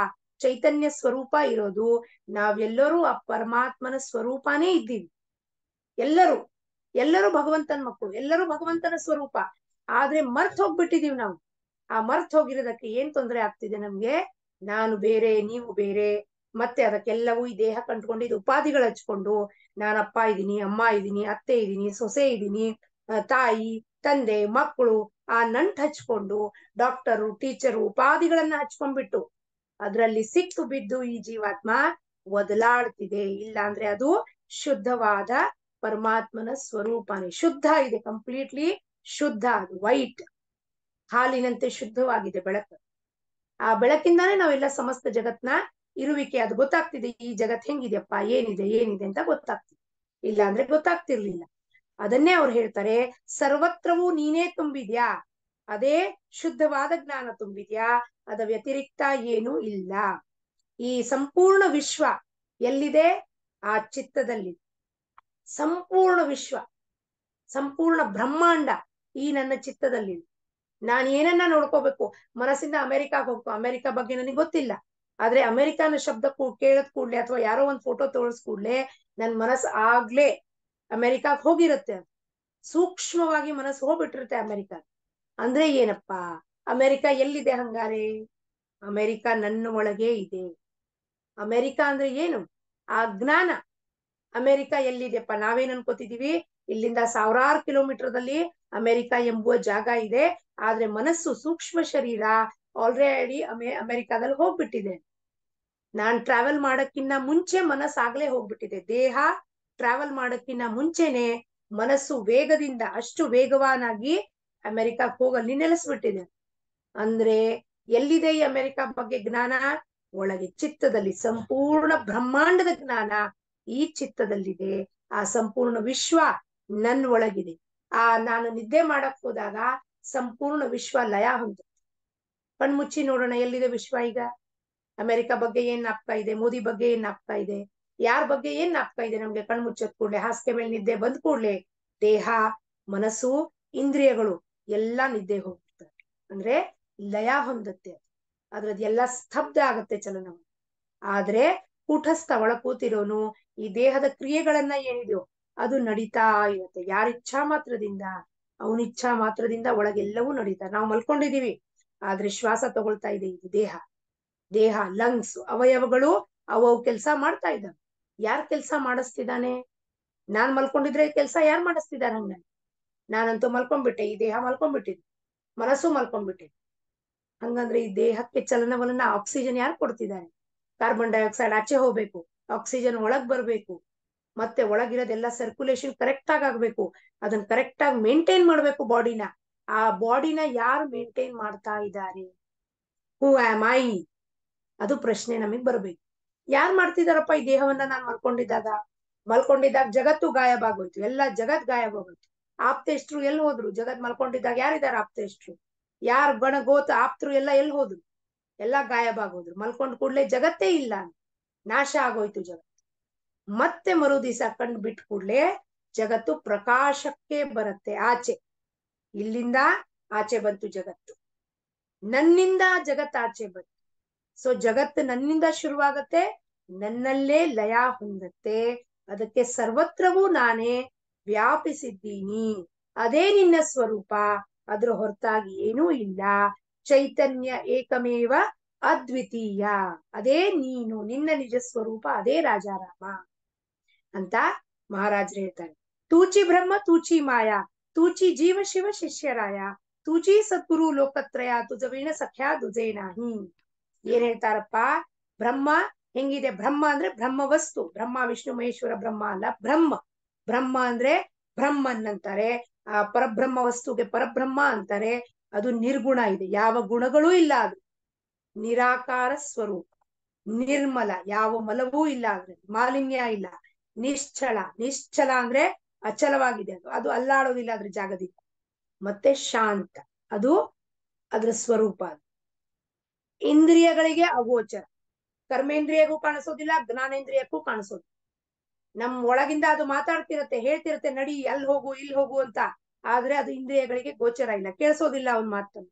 ಹೊರಗಡೆ ಶಬ್ದ, ಜಗತ್ತಿನ ಶಬ್ದ ಇಷ್ಟು ಭಯಂಕರವಾಗಿ ತುಂಬಿಟ್ಟಿರತಕ್ಕೆ ಒಳಗೆ ಹೇಳ್ತಾ ಇರೋನ್ ಪರಮಾತ್ಮ, ನಡೆಸ್ತಾ ಇರೋನ್ ಪರಮಾತ್ಮ ಅನ್ನೋದು ಇರುವಿಕೆಗೆ ಬರೋದಿಲ್ಲ, ಅದು ಅಗೋಚರವಾಗಿರುತ್ತದೆ. ಮಾಯಾ ಅಂದ್ರೆ ಯಾವುದು ಮೂಲತಃ ಇಲ್ಲ, ಆದ್ರೆ ನನಗೆ ಭಾಸ ಆಗತ್ತೆ, ಅದ್ರದ್ದು ಮಾಯಾ ಇದೆ ಅಂತ ಭಾಸ ಆಗತ್ತೆ. ಒಂದು ಬಲೆ ಹಾಕದಂಗ್ ಹಾಕ್ಬಿಡತ್ತೆ. ಒಂದು ಕೆಲಸ ನಾ ಮಾಡಕ್ ಹೋಗ್ತೀನಿ, ಆ ಕೆಲಸ ಆಗೋದಿಲ್ಲ. ಅಥವಾ ಇನ್ನೊಂದು ಕೆಲಸ ನಾನು ವಿಚಾರ ಮಾಡ್ತೀನಿ, ಆ ಕೆಲಸ ಆಗೋದಿಲ್ಲ. ಅದು ಕೆಲಸ ಆಗೋದಿರೋದಿಲ್ಲ, ಆದ್ರೆ ವಿಚಾರ ಚಕ್ರ ಏನ್ ಶುರುವಾಗತ್ತೋ ಅದಕ್ಕೆ ಮಾಯಾ ಅಂತ. ಇವತ್ ನಾನು ಹೋಗ್ತೀನಿ ಒಂದ್ ಕೆಲಸ ಮಾಡಿ, ಯಾವ್ದೋ ಒಂದು ಊರಿಗೆ ಹೋಗ್ಬೇಕಾಗಿರುತ್ತೆ, ಯಾರನ್ನು ಭೇಟಿ ಆಗ್ಬೇಕಾಗಿರುತ್ತೆ, ಅವ್ರಿಗೆ ಫೋನ್ ಮಾಡ್ತೀನಿ, ಅವ್ರು ಬರ್ರಿ ಅಂತ. ಆದ್ರೆ ಹೋದಾಗ ಅವರು ಅಲ್ಲಿ ಇರೋದಿಲ್ದೇ ಇದ್ದಾಗ ಏನೆಲ್ಲ ಶುರುವಾಗುತ್ತೋ ಮನಸ್ಸಿನಲ್ಲಿ ವಿಚಾರಗಳು ಚಕ್ರ, ಅದಕ್ಕೆ ಮಾಯಾ ಅಂತ. ಮೂಲತಃ ಇಲ್ಲ ಆ ವಿಚಾರ. ಅಲ್ಲಿ ಹೋದಾಗ ಗೊತ್ತಾಗತ್ತೆ ಅವ್ರಿಲ್ಲ, ಏನೋ ಒಂದ್ ಕಾರಣದಿಂದ ಎಲ್ಲೋ ಬೇರೆ ಕಡೆ ಹೋಗ್ಬಿಟ್ಟಿದ, ನೀವು ಕೂಡ್ರಿ ಸ್ವಲ್ಪ ವೇಟ್ ಮಾಡ್ರಿ ಅಂತ. ಆದ್ರೆ ಅವ್ರು ಹೇಳಿದ್ರು ನನ್ಗೆ ಇಷ್ಟೊತ್ತಿಗೆ ಭೇಟಿ ಆಗ್ಬೇಕು, ಇಷ್ಟೊತ್ತಿಗೆ ಆಗ್ಬೇಕು ಅನ್ನೋದು ಆಗ್ಲಿಲ್ಲ. ಕೆಲ್ಸ ಅನ್ನದ್ ಕೂಡ್ಲೆ ಅದೇನ್ ವಿಚಾರ ಶುರುವಾಗುತ್ತೋ ಅದೆಲ್ಲವೂ ಭಾಸ, ಮಾಯ. ವಸ್ತು ಸ್ಥಿತಿ ಏನಿದೆ ನನಗ್ ಗೊತ್ತಿಲ್ಲ ಅಲ್ಲಿ ಏನ್ ಆಗೋದಿದೆ ಅಂತ. ಆ ವಸ್ತು ಸ್ಥಿತಿ ಏನ್ ಆಗ್ಬೇಕಾಗಿರುತ್ತೋ ಅದೇನ್ ಆಗತ್ತೋ ಅದೇ ಶುದ್ಧವಾದ ಜ್ಞಾನ. ಅದಕ್ಕೆ ಯಾವುದವಾದು ಬಂಧನ ಇಲ್ಲ, ಬಂಧನ ನಮಗಿದೆ. ಇದೆಲ್ಲ ಒಂದ್ ಸ್ವಲ್ಪ ನಾವು ವಿಚಾರ ಮಾಡಿದ್ರೆ ಹೆಂಗ್ ಅನ್ಸತ್ತಪ್ಪ ಅಂದ್ರೆ, ಇದು ಸ್ವಲ್ಪ ನಮಗೆ ಬೌನ್ಸರ್ ಅನ್ಸತ್ತೆ. ಏನಪ್ಪಾ ಇದಿಷ್ಟೊಂದೆಲ್ಲ ವೇದಾಂತದ ಮಾತುಗಳು ತಿಳ್ಕೋಬೇಕು. ಆದ್ರೆ ಏನಪ್ಪಾ, ನಾವೀ ಪರಮಾರ್ಥಕ್ ಬಂದ್ಮೇಲೆ ಇಲ್ಲಿ ನಾವು ಇದನ್ನ ತಿಳ್ಕೊಳ್ಳೇಬೇಕು. ಯಾಕಂದ್ರೆ ಪರಮಾರ್ಥಕ್ ಬಂದ್ಬಿಟ್ಟು ಕೇವಲ ಭಜನೆ ಮಾಡಿದ್ವಿ, ಹೂ ಏರ್ಸದ್ವಿ, ಅಭಿಷೇಕ ಮಾಡಿದ್ವಿ, ಎಲ್ಲಾ ಮಾಡಿದ್ವಿ, ಉತ್ಸವ ಮಾಡಿದ್ವಿ, ಆದ್ರೆ ನಾನ್ ಯಾರು ಅಂತ ನಾನ್ ತಿಳ್ಕೊಳ್ಳಿಲ್ಲ. ಇದನ್ನೆಲ್ಲ ಯಾಕೆ ಕಟಾಪಿಟಿ ಮಾಡ್ತಿದ್ದೀನಿ ನಾನು? ಇಷ್ಟೊಂದೆಲ್ಲ ಪರಮಾರ್ಥಕ್ ಪ್ರಪಂಚದಿಂದ ಯಾಕೆ ಬಂದೆ? ಪ್ರಪಂಚದಲ್ಲಿ ಬೇಸರ ಆಯ್ತು ನನಗೆ, ನೋಡಿ ನೋಡಿ ಗೊಂದಲ, ದುಃಖ, ಬೇಜಾರು, ಮನಸ್ತಾಪಗಳು ಎಲ್ಲಾ ನೋಡಿ ನನಗೆ ಇದಿಷ್ಟೇನಾ ಪ್ರಪಂಚ? ಇದೇನಾ ಇದು ಪ್ರಪಂಚ? ಇದು ಸತ್ಯನಾ ಅಂತ? ಇಲ್ಲ, ಇದಕ್ಕಿನ್ನ ಬೇರೆದೇನೋ ಇರಬೇಕು ಅಂದಾಗ ನಾನು ಪ್ರಪಂಚದಿಂದ ಪರಮಾರ್ಥದ ಕಡೆ ನನ್ನ ಚಲನವಲನ ಮಾಡಿದೆ, ನನ್ನ ಪ್ರಯಾಣವನ್ನು ಶುರು ಮಾಡಿದೆ. ಅಲ್ಲಿ ಬಂದ ಮೇಲೆ ಮೊದ್ಲು ನನಗೆ ಏನ್ ಅನ್ನಿಸ್ತಿರುತ್ತೆ, ಇದು ಸತ್ಯ ಅನ್ನಿಸ್ತಿರುತ್ತೆ. ಏನು, ಈ ಅಭಿಷೇಕ ಮಾಡೋದು, ಇವೆಲ್ಲ ಮಾಡೋದು, ಈ ಆಶ್ರಮಕ್ಕೆ ಹೋಗಿ ಕಸ ಗುಡಿಸೋದು, ಇವೆಲ್ಲ ಮಾಡೋದು, ಇವೆಲ್ಲವನ್ನು ಮಾಡಿಸ್ತಾನ ನಮ್ಮ ಹತ್ರ ಸದ್ಗುರು. ಯಾಕೆ? ಇದ್ರ ದೇಹದಂಡನೆ ಆಗೋದ್ರಿಂದ ಆ ಕರ್ಮಗಳು ಹೆಂಗ್ ಕಳೀತಾ ಹೋಗುತ್ತೋ ಅವಾಗ ಇಲ್ಲಿ ಒಳಗ್ ಯಾರು ಇದೆಯಾ ನೀನು, ಹೂ ಆಮ್ ಐ ಅಂತ ತಿಳ್ಕೊಳಕ್ಕೆ ಇದು ತಿಳಿಯಾಗ್ಬೇಕು. ಮನಸ್ಸಿನ ಮೇಲೆ ಜನ್ಮ ಜನ್ಮಾಂತರದ ಮಾಲಿನ್ಯ ಕುತ್ಕೊಂಡ್ಬಿಟ್ಟಿದೆ. ಹಂಗಾಗಿ ನಾನ್ ಯಾರು ಅಂತ ನನಗೆ ಗೊತ್ತಾಗ್ತಿಲ್ಲ. ಪ್ರಪಂಚದಲ್ಲಿ ನನಗೆ ಯಾವ ತರವಾದ ಕ್ಲಾರಿಟಿ ಇಲ್ಲ. ನಾನು ಯಾಕೆ ಈ ಕೆಲಸ ಮಾಡಿದ್ರೆ ಕೆಲಸಗಳಾಗೋದಿಲ್ಲ, ಮತ್ತೆ ದುಃಖ ಆಗತ್ತೆ, ಸುಖ ಆಗತ್ತೆ, ಯಾಕೆ ಹಿಂಗೆ ದ್ವಂದ್ವ ಇದೆಯಪ್ಪ? ದ್ವಂದ್ವಕ್ಕೆ ಮೂಲಭೂತ ಕಾರಣ ಏನು? ಇವಕ್ಕೆಲ್ಲ ಕಾರಣ ಏನು? ಗುರು ಅಂತಾನೆ ಇದಕ್ಕೆಲ್ಲ ಮನಸ್ಸು ಕಾರಣ. ಈ ದ್ವಂದ್ವ ಕಾರಣ ಮನಸ್ಸು. ಅಲ್ಲಿಗೆ ಫಸ್ಟ್ ಕರ್ಕೊಂಡ್ ಬರ್ತಾನೆ. ಈ ಮನಸ್ಸು ಕಾರಣ. ಮನಸ್ಸನ್ನ ಬಿಟ್ಟು ಬಿಡು ನೀನು. ಹಂಗಂದ್ರೆ ಮನಸ್ಸನ್ನ ನಾನ್ ಬಿಟ್ರೆ ಇವೆಲ್ಲ ಕೆಲ್ಸಗಳು ಯಾರು ಮಾಡ್ತಿದ್ದಾರೆ ಅನ್ನೋದ್ ಪ್ರಶ್ನೆ ಬರುತ್ತೆ. ನಾನೇ ಈ ಕೆಲಸ ಮಾಡ್ತಿದ್ದೆ ಅನ್ನೋ ತನಕ ಭ್ರಮೆ ಇತ್ತು ಇವತ್ ತನಕ ನನಗೆ. ನಾನೇ ಮನೆ ಕೆಲ್ಸಗಳು ಮಾಡ್ತೀನಿ, ನಾನೇ ಹೋಗ್ತೀನಿ, ನಾನೇ ಮಕ್ಳಿಗೆ ಪಾಠ ಹೇಳ್ಕೊಡ್ತೀನಿ, ನಾನೇ ಇದನ್ ಮಾಡ್ತೀನಿ ಅನ್ನೋ ಭ್ರಮೆ ಇತ್ತು. ಹಂಗಂದ್ರೆ ಈ ಕೆಲ್ಸಗಳೆಲ್ಲ ಯಾರು ಮಾಡ್ತಿದ್ದಾರೆ? ಅವ್ನ್ ನಮ್ಮನ್ನ ವಾಪಸ್ ಒಂದ್ ಹೆಜ್ಜೆ ಒಳಗ್ ಕರ್ಕೊಂಡ್ ಬರ್ತಾನೆ. ಮನಸ್ಸನ್ ಬಿಟ್ಟು ಹಾಕ್ದ್ಯಾ? ಈ ದುಃಖ ಸುಖ ಎಲ್ಲ ಯಾರಿಗಿದೆ? ಮನಸ್ಸಿಗಿದೆ, ದೇಹಕ್ಕೆ ಅಲ್ಲ. ದೇಹ ಪ್ರಾರಬ್ಧದಿಂದ ಬಂದಿದೆ, ಅದಕ್ಕೆ ಜಡ್ಡಾಯ್ತು, ಡಯಾಬಿಟೀಸ್ ಆಯ್ತು, ಕ್ಯಾನ್ಸರ್ ಆಯ್ತು, ಇದೇನಾಯ್ತು, ಇದು ದೇಹ ಅನುಭವಿಸತ್ತೆ. ಚರ್ಮದ ದೇಹ, ಒಳಗಿರೋ ಸೆಲ್ಸ್ ಅವೆಲ್ಲ ಅನುಭವಿಸ್ತಾವ ನೋವನ್ನ. ಆದ್ರೆ ಮನಸ್ಸಿಗೆ ಏನೂ ಆಗುವುದಿಲ್ಲ. ಮನಸ್ಸು ಅದರಿಂದ ರಹಿತ ಇದೆ, ಆಚೆ ಇದೆ. ಹಂಗಂದ್ರೆ ಇವೆಲ್ಲ ಯಾರು ಮಾಡ್ತಿದ್ದಾನೆ, ಇವೆಲ್ಲ ಯಾಕೆ ಆಗ್ತಿದೆ, ಇದರ ಹಿನ್ನೆಲೆ ಏನು ಅನ್ನೋದು ಪರಮಾರ್ಥಕ್ಕೆ ಬಂದಿರೋದು ನಿಜವಾದ ಉದ್ದೇಶ. ಕೇವಲ ಭಜನೆ ಮಾಡೋದು, ಕೀರ್ತನೆ ಮಾಡೋದು ಅದು ಅಲ್ಲ ಉದ್ದೇಶ. ಅದು ಬಾಹ್ಯವಾಗಿ ಮಾಡೋದು. ಬಾಹ್ಯವಾಗಿ ಕರ್ಮದಿಂದ ಮಾಡಿ ನನ್ನ ಕರ್ಮ ಸವಿತಾ ಸವಿತಾ ಮನಸ್ಸೇನಾಗುತ್ತೆ, ಅದು ತಿಳಿ ಆಗ್ತಾ ಹೋಗುತ್ತೆ, ಶುಭ್ರ ಆಗ್ತಾ ಹೋಗುತ್ತೆ, ಸ್ವಚ್ಛ ಆಗ್ತಾ ಹೋಗುತ್ತೆ. ಅಂತರಾಳಕ್ಕೆ ಗುರು ಕರ್ಕೊಂಬಂದು ಒಳಗ್ ತೋರಿಸ್ತಾನೆ. ಇದೆಲ್ಲ ಏನಪ್ಪಾ, ಈ ಗೂಢಾರ್ಥ ಏನು, ಈ ಗುಹ್ಯ ಏನು, ಮಿಸ್ಟ್ರಿ ಆಫ್ ದಿಸ್ ವಿಶ್ವ ಏನಿದೆ, ಇದು ಹೆಂಗ್ ಶುರುವಾಯ್ತು, ಹೆಂಗೆ ಸಮಾಪ್ತಿ ಆಗತ್ತೆ, ನೀನ್ ತಿಳ್ಕೊಂಡ್ರೆ, ನೀನ್ ಯಾರು ಅಂತ ತಿಳ್ಕೊಂಡ್ಬಿಟ್ರೆ ಅವಾಗ ನೀನು ಶಾಂತವಾಗ್ಬಿಡ್ತೀಯ, ನಿವಾಂತ ಆಗ್ತೀಯ. ಏನು ನಿನಗೆ ಇದೇ ಕನ್ಫ್ಯೂಷನ್ನೇ ಇರೋದಿಲ್ಲ. ಎಲ್ಲ ಆಗ್ತಿರೋದು ಪರಮಾತ್ಮನ ಸತ್ತಾಯಿಂದ ಆಗ್ತಿದೆ. ನಾವ್ ಹೇಳ್ತೀವಿ ಬಾಯಲ್ಲಿ, ಒಂದು ಹುಲ್ಕಡ್ಡಿನೂ ಅಲ್ಲಾಡೋದಿಲ್ಲ ರೀ ಭಗವಂತನ ತುಜೆ ಆಜ್ಞೆ ವೀಣೆ ಏಕ್ ಪಾನ್ ಹಿ ನ ಹಲೆ ಅಂತ ಹೇಳ್ತೀವಿ. ಹಂಗಂದ್ಮೇಲೆ ಒಂದ್ ಎಲೆ ಹಿಂಗೆ ಗಿಡ ಅಲ್ಲಾಡ್ದಾಗ ಒಂದ್ ಎಲೆ ಅಲ್ಲಾಡುತ್ತೆ. ಯಾರ ಇಚ್ಛಾ ಮಾತ್ರದಿಂದ ಗಾಳಿಯಿಂದ ಎಲೆ ಅಲ್ಲಾಡ್ತಿದೆ? ಅವನ ಇಚ್ಛಾ ಮಾತ್ರದಿಂದ ಆಗ್ತಿದೆ. ಒಂದೊಂದ್ ಜಾಗದಲ್ಲಿ ಸುಮ್ನೆ ತಟಸ್ಥವಾಗಿ ಗಿಡ ನಿಂತಿರುತ್ತೆ. ಯಾಕೆ ಅಲ್ಲಾಡ್ತಿಲ್ಲ? ಅವನ ಇಚ್ಛಾ ಮಾತ್ರದಿಂದ ಅಲ್ಲಾಡ್ತಿಲ್ಲ. ಆದ್ರೆ ನನ್ನ ಜೀವನಕ್ಕೆ ಬಂದಾಗ ನನ್ನ ಜೀವನದಲ್ಲಿ ಹಿಂಗೆ ಯಾಕಾಯ್ತಪ್ಪ ಅನ್ನೋ ಪ್ರಶ್ನೆಗೆ ಸುರಿಮಳೆ ಮಾಡ್ತಾ ಶುರು ಮಾಡ್ತೀವಿ ನಾವು. ಕ್ವಶನ್ ಆನ್ಸರ್ ಸೆಷನ್ ಮಾಡ್ತೀವಿ. ಆದ್ರೆ ಪುನಃ ಅದಕ್ಕೂ ಉತ್ತರ ಅದೇ ಇರೋದು. ನನ್ನ ಜೀವನದಲ್ಲೂ ತುಜೆ ಆಜ್ಞೆ ವೀರ ನಾ ಹಲೆ ಪಾನ, ಅವನ ಆಜ್ಞೆ ಹೊರತಾಗಿ ಅಲ್ಲ ಹುಲ್ಕಡ್ಡಿನೂ ಅಲ್ಲಾಡಲ್ಲ. ಅಂದ್ರೆ ಜೀವನದಲ್ಲಿ ಇಂದ ದಿನ ಇದು 580ನೇ ಸಂಚಿಕೆಯಲ್ಲಿ ನಾವೆಲ್ಲ ಭೇಟಿ ಆಗ್ತಿರೋದು ಅವನ ಇಚ್ಛಾ ಮಾತ್ರದಿಂದ ಭೇಟಿ ಆಗ್ತೀವಿ. ಅವನ ಇಚ್ಛಾ ಮಾತ್ರದಿಂದ ನಿರೂಪಣ ಆಗ್ತಿರೋದು. ಅವನ ಇಚ್ಛಾ ಮಾತ್ರದಿಂದ ಎಲ್ಲಾ ಕೆಲಸಗಳು ಆಗುತ್ತೆ. ಹೋಗುವುದು ಆಗುವುದು ಎಲ್ಲಾ ಘಟನೆಯು ಪೂರ್ವ ನಿರ್ಧಾರಿತವಾಗಿರುತ್ತದೆ. ಪ್ರೀಡೆಸ್ಟೈನ್ ಅಂತ ಹೇಳ್ತಾರೆ ರಮಣ ಮಹರ್ಷಿಗೆ. ಪ್ರೀಡೆಸ್ಟೈನ್ ಅಲ್ಲಿ ಏನು ಹೊಸದಾಗಿ ಏನೂ ಆಗ್ತಿಲ್ಲ. ಅಲ್ಲಿ ಯಾವ ಕ್ರಿಯೆನೂ ಹೊಸದಾಗ ಆಗ್ತಿಲ್ಲ. ಜನ್ಮ ಜನ್ಮಾಂತರದಲ್ಲಿ ಮಾಡ್ಕೊಂಡ್ಬಂದ್ ನಿರೂಪಣನ ಇವತ್ ಪುನಃ ಅನುಭವಕ್ಕೆ ತಂದ್ಕೊಡ್ತಿದ್ದಾನೆ. ಇದನ್ನೇ ನೀನ್ ಮಾಡ್ಕೊಂಡ್ ಬಂದಿದ್ಯಾ, ಇದನ್ನೇ ನೀನ್ ಮಾಡಬೇಕು. ಹೊಸದಾಗಿ ಏನೂ ಮಾಡ್ತಾ ಇಲ್ಲ ನಾನು. ಹೊಸದಾಗಿ ಯಾವ ಅನುಭವಗಳೂ ಇಲ್ಲ. ಗುರು ಹತ್ರ ಹೋದಾಗ ಯಾವ್ದಾದ್ರು ಒಂದು ಅನುಭವ ಆದಾಗ ಗುರುಗಳು ಅದಕ್ಕೆ ಮಹತ್ವ ಕೊಡೋದಿಲ್ಲ ಅನುಭವಕ್ಕೆ. ಯಾಕೆಂದ್ರೆ ಅವ್ರು ಹೇಳ್ತಾರೆ, ಹೌದಾ ಹಿಂಗಾಯ್ತು, ಇವತ್ ಹಿಂಗಾಯ್ತು ಗುರುಗಳೇ, ಅನುಭವ ಆಯ್ತು, ಹೌದಾ ಒಳ್ಳೇದಾಯ್ತು ಅಂತ ಹೇಳ್ತಾರೆ. ಏನ್ ಒಳ್ಳೇದಾಯ್ತು ಅಂತ ಕೇಳ್ತಿದ್ದೆ ನಾನು. ಅವ್ರಂದ್ರು ಈ ಯಾವ ಅನುಭವನೂ ಹೊಸದಾಗಿಲ್ಲ. ಈ ಎಲ್ಲಾ ಅನುಭವ ಜನ್ಮ ಜನ್ಮಾಂತರದ ಅನುಭವಗಳಿವೆ. ನಮ್ಮ ಹೆಂಗ್ ಸಾಧನೆ ಮಾಡ್ಕೊಂಡ್ ಬಂದಿರ್ತೀವ, ಪ್ರಾಪಂಚಿಕ ಅನುಭವ ಇರ್ಲಿ ಅಥವಾ ಪಾರಮಾರ್ಥಿಕ ಅನುಭವ ಇರ್ಲಿ, ನಾವು ಮಾಡಿದ್ದನ್ನೇ ನಾವು ಅನುಭವಿಸ್ತಾ ಇರೋದು. As you sow you shall reap ಅಂತ ಹೇಳ್ತಿದ್ರು. ನೀನೇನ್ ಕರ್ಮ ಮಾಡ್ಕೊಂಡ್ ಬಂದ್ಯೋ ಅದರಂತೆ ನೀನು ಅನುಭವಿಸ್ತೀವಿ. ಒಳ್ಳೆ ಕರ್ಮ ಮಾಡಿದ್ದಾಗ ನೀನ್ ಒಳ್ಳೆ ಕಡೆಗೆ ಆ ಸಾಧನಾ ಮಾರ್ಗದಲ್ಲಿ ಮುಂದೆ ಹೋಗ್ತೀಯಾ. ಕೆಟ್ಟ ಕರ್ಮಗಳು ಮಾಡಿದ್ದಾಗ ದೇಹಕ್ಕೆ ಆಗುವ ಏನೇನ ಇದಿದೆಯೋ, ಜಡ ಇದೆಯೋ, ಅದಿದೆಯೋ ಅದನ್ನೆಲ್ಲ ಅನುಭವಿಸ್ಲೇಬೇಕಾಗತ್ತೆ. ಈ ದೇಹ ಅದಕ್ಕೆ ಪರ್ಯಾಯವಿಲ್ಲ.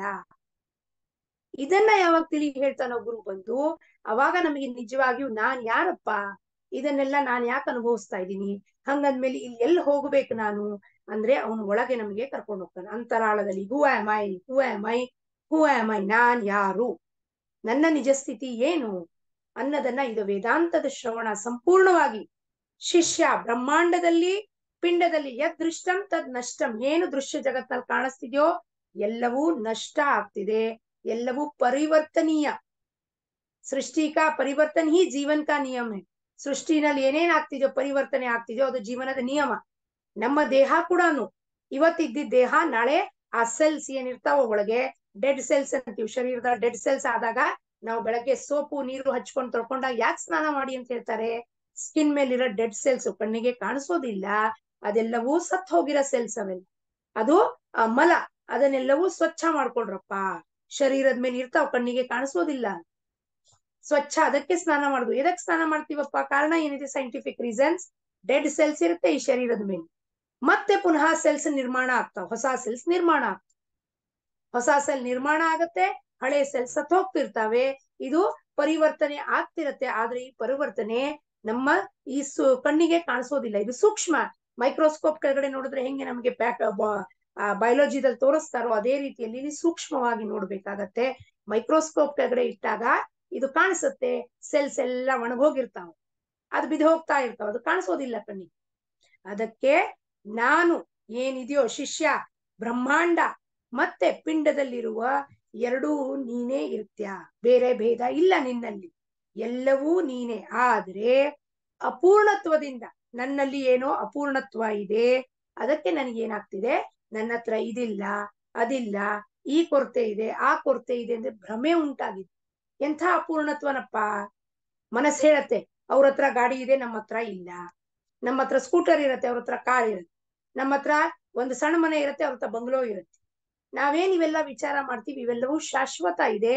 ನನ್ನ ಹತ್ರ ಇದಿಲ್ಲ, ನನ್ನ ಹತ್ರ ಅದಿಲ್ಲ, ನನ್ನ ಹತ್ರ ವಿದ್ಯಾ ಇಲ್ಲ, ನಾನು ಅವ್ರಕಿನ್ನ ಕಮ್ಮಿ ಓದಿದೀನಿ, ಇವೆಲ್ಲವೂ ಮನಸ್ಸಿನ ಪ್ರೊಜೆಕ್ಷನ್, ಭ್ರಮೆ. ಅದಕ್ಕೆ ನನಗೇನ್ ಅನ್ಸುತ್ತೆ, ನಿಮ್ಮನ್ನ ನೋಡಿದಾಗ ನಾನು ಅಪೂರ್ಣವಾಗಿದ್ದೀನಪ್ಪ, ನನ್ನ ಹತ್ರ ಇದಿಲ್ಲ, ನನ್ನ ಹತ್ರ ಅದಿಲ್ಲ, ಕೊರತೆ ಇದೆ, ಅಭಾವ ಇದೆ.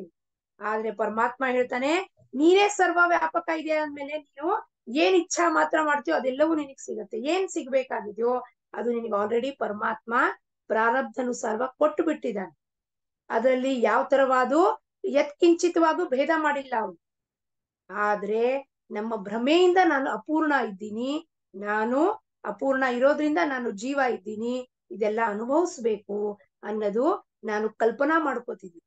ಸದ್ಗುರು ಬಂದು ಹೇಳ್ತಾನೆ, ನೀನು ಜೀವ ಅಲ್ಲ, ನೀನು ಆತ್ಮ, ನನ್ನ ಸ್ವರೂಪನೇ ಹೊಂದಿರುತ್ತ್ಯಾ, ನೀನು ಸಂಪೂರ್ಣವಾಗಿದ್ಯಾ. ನೀನು ಈಶಾವಾಸ್ಯ ಉಪನಿಷತ್ತಲ್ಲಿ ಹೇಳ್ತಾರೆ, ಪೂರ್ಣ ಮದಂ ಪೂರ್ಣಮಿದಂ, ಅದು ಪೂರ್ಣ ಇದೆ, ಬ್ರಹ್ಮವಸ್ತು ಪೂರ್ಣ ಇದೆ. ಪರಮಾತ್ಮನಿಂದ ನಾನು ಬಂದಿದ್ದೀನಿ ಅಂದ್ಮೇಲೆ ನಾನು ಪೂರ್ಣವಾಗೇ ಇದ್ದೀನಿ, ನನ್ನಲ್ಲಿ ಯಾವ ಕೊರತೆನೂ ಇಲ್ಲ, ಯಾವ ಕೊರತೆನೂ ಇಲ್ಲ. ಈ ದೇಹಕ್ಕೆ ಬಂದ್ಮೇಲೆ ಇದ್ರ ಪ್ರಕಾರ ಇದೊಂದು BSc ಡಿಗ್ರಿ ಮಾಡ್ಕೋಬೇಕಾಗಿತ್ತು, 5'3" ಇದ್ರ ಹೈಟ್ ಇದ್ರದ್ದು, ಇದು ಗೌರವರ್ಣ, ಬೆಳ್ಳನೆ ಬಣ್ಣ ಏನಿದೆಯೋ ಅದ್ರ ಪ್ರಕಾರ ಏನೇನ್ ಇದೆಯೋ ಡಿಸೈಡೆಡ್, ಅದ್ರ ಪ್ರಕಾರನೇ ಹುಟ್ಟು ಬರುತ್ತೆ. ನನ್ನ ಹೈಟ್ ನೋಡ್ರಿ ಜಾಸ್ತಿ ಇಲ್ಲ, ಅವ್ರ ಹೈಟ್ ಜಾಸ್ತಿ ಇದೆ, ನಾನ್ ಬರೀ BSc ಮಾಡ್ಕೊಂಡ್ರೆ ಅವ್ರು ಡಾಕ್ಟರ್ ಆದ್ರು, ಇದೇನು ನಾನು ಅನ್ಕೋತಾ ಇದ್ದೀನೋ ಭ್ರಮೆ, ಭಾಸ, ಅಪೂರ್ಣತ್ವದ್ದು, ಕೊರತೆದು, ಅದು ನನ್ನಲ್ಲಿ ಇಲ್ಲ ಅಂತ ಪರಮಾತ್ಮ ತಿಳಿಸ್ಕೊಡ್ತಾನೆ. ಆ ಜ್ಞಾನವನ್ನು ನೀಡ್ತಾನೆ. ಆ ಜ್ಞಾನಕ್ಕೆ ನಮ್ಗೆ ಏನಂತಾರಪ್ಪ? ನಿಜಾತ್ಮ ಬೋಧ. ನಿನ್ನಲ್ಲಿ ಯಾವ ತರವಾದ ಕೊರತೆ ಇಲ್ಲಪ್ಪ, ನೀನು ಸಂಪೂರ್ಣವಾಗಿದ್ಯಾ, ನಿನ್ನ ಹತ್ರ ಏನೇನ್ ಬರಬೇಕಾಗಿದೆಯೋ ಏನೇನಿದೆಯೋ ಎಲ್ಲವೂ ನಿರ್ಧಾರಿತ ಇದೆ ನಿನ್ನ ಪ್ರಾರಬ್ಧನುಸಾರ. ಅದನ್ನ ಅನುಭವಿಸು, ಆಟಾಡು ಪ್ರಪಂಚದಲ್ಲಿ. ಹೇಳೈಸ ಪ್ರಪಂಚ ಮಾನವ, ಆಟ ಆಡ್ಬಿಟ್ಟು ವಾಪಸ್ಸೆಲ್ಲ ಬಿಟ್ಟು ವಾಪಸ್ ನನ್ನೊಳಗೆ ವಿಲೀನ ಆಗು. ಆದ್ರೆ ಇದನ್ನೆಲ್ಲ ತಿಳ್ಕೊಳ್ಬೇಕು ಅಂದ್ರೆ ಬಹಳ ಬಹಳ ಕಷ್ಟ ಇದೆ. ಯಾಕೆಂದ್ರೆ ಕಠಿಣ ಅಂತಾರೆ ಕೆಲವು ಜನ, ಬಹಳ ಕಠಿಣ ಇದೆಪ್ಪ ಅಂತ. ಯಾಕೆ ಕಠಿಣ ಇದೆ? ಯಾಕೆಂದ್ರೆ ಮನಸ್ಸು ಪ್ರಪಂಚ ದೃಶ್ಯ ಜಗತ್ನಾಗೆ ಆಸಕ್ತ ಆಗ್ಬಿಟ್ಟಿದೆ, ವಿಷಯಾಸಕ್ತಿದಲ್ಲಿ ಹೋಗ್ಬಿಟ್ಟಿದೆ ಮನಸ್ಸು. ಅದು ಬೇಕು, ಇದು ಬೇಕು, ದೃಶ್ಯದಲ್ಲಿ ವಿಧ ವಿಧವಾದ ಬಣ್ಣಗಳ ವಸ್ತುಗಳಿಂದ ಮೋಹಿತ ಆಗ್ಬಿಡುತ್ತೆ. ಆಕರ್ಷಣೆ ಅದು ಮಾಯ, ಅದೆಲ್ಲ ನಮ್ಮನ್ನ ಆಕರ್ಷಣೆ ಹೇಳ್ಕೊಡತ್ತೆ ಅದ್ರ ಕಡೆ.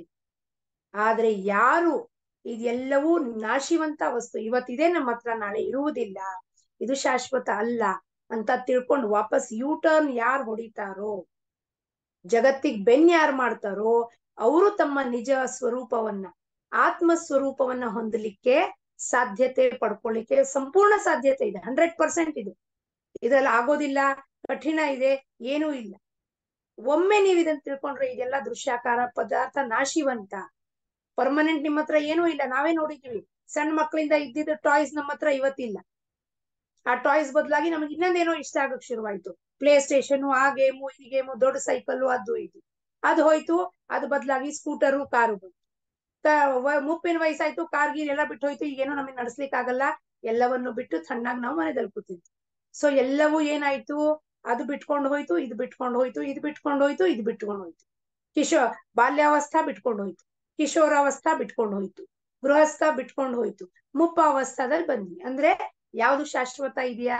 ಬಾಲ್ಯಾವಸ್ಥಾ ಶಾಶ್ವತ ಇದೆಯಾ? ಇಲ್ಲ. ಕಿಶೋರಾವಸ್ಥಾ ಶಾಶ್ವತ ಇದೆಯಾ? ಇಲ್ಲ. ಯೌವನ ಶಾಶ್ವತ ಇದೆಯಾ? ಇಲ್ಲ. ಆದ್ರೆ ಶಾಶ್ವತ ಇರೋದು ಏನು? ಒಳಗಿರೋದ ಚೈತನ್ಯ, ಶುದ್ಧವಾಗಿರೋದು ಚೈತನ್ಯ ಶಾಶ್ವತ. ಇದನ್ನ ನಿಜಾತ್ಮದ ಬೋಧನ ಮುಖಾಂತರ ಸ್ವಾಮಿ ರಾಜಾರಾಮರಿಗೆ ಬೋಧನೆ ಮಾಡ್ತಾರೆ. ನೀವು ಎಲ್ಲರೂ ಸೇರಿ ಪ್ರಯತ್ನ ಪೂರ್ವಕವಾಗಿ ಇದನ್ನ ನಾವು ಸರಿಯಾಗಿ ಶ್ರವಣ, ಚಿಂತನ, ಮನನ ಮಾಡೋಣ. ಇದೇ ಜನ್ಮದಲ್ಲಿ ನಾವೆಲ್ಲರೂ ಸೇರಿ ಈ ನಿಜಾತ್ಮ ಬೋಧವನ್ನು ಪ್ರಾಪ್ತಿ ಮಾಡ್ಕೊಳ್ಳೋಣ. ಆ ಸದ್ಗುರು ಕೃಪೆಯಿಂದ ನಾವೆಲ್ಲರೂ ನಮ್ಮ ನಿಜ ಸ್ವರೂಪವನ್ನು ಹೊಂದೋಣ. ಯಾರು? ನಾನು ಈ ಜೀವಾತ್ಮ ಅಲ್ಲ, ನಾನು ಪರಮಾತ್ಮನ ಸ್ವರೂಪನೇ, ಅಚಿದಂಬರನ ಸ್ವರೂಪನೇ ನಾನಾಗಿರುತ್ತೇನೆ. ಶೇಷಾಚಲ ಮಹಾರಾಜರ ಸ್ವರೂಪನೇ ನಾನಾಗಿರುತ್ತೇನೆ. ಶುದ್ಧವಾದ ನನ್ನ ಸ್ವರೂಪ, ಯಾವ ತರವಾದ ವಿಕಾರ ಇಲ್ಲ ನನ್ನಲ್ಲಿ, ಯಾವ ತರವಾದ ಮಾಲಿನ್ಯ ಇಲ್ಲ. ನಾನು ಶುದ್ಧ, ನಿರ್ವಿಕಾರ, ನಿರಾಕಾರ, ಮತ್ತೆ ನಿಶ್ಚಲ, ನಿರ್ಮಲ, ಶಾಂತ ನನ್ನ ಸ್ವರೂಪ. ಅದೇ ಆ ಭಗವಂತನ ಸ್ವರೂಪ.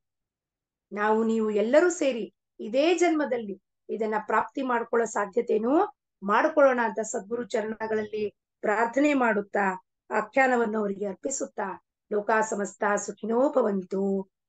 ರಾಜಾಧಿರಾಜ ಸಚ್ಚಿದಾನಂದ ಸದ್ಗುರು ಶಿವ ಚಿದಂಬರೇಶ್ವರ ಮಹಾರಾಜ್ की जय, शेषाचल महाराज की जय. जय जय रघुवीर समर्थ. श्री कृष्णार्पणमस्तु.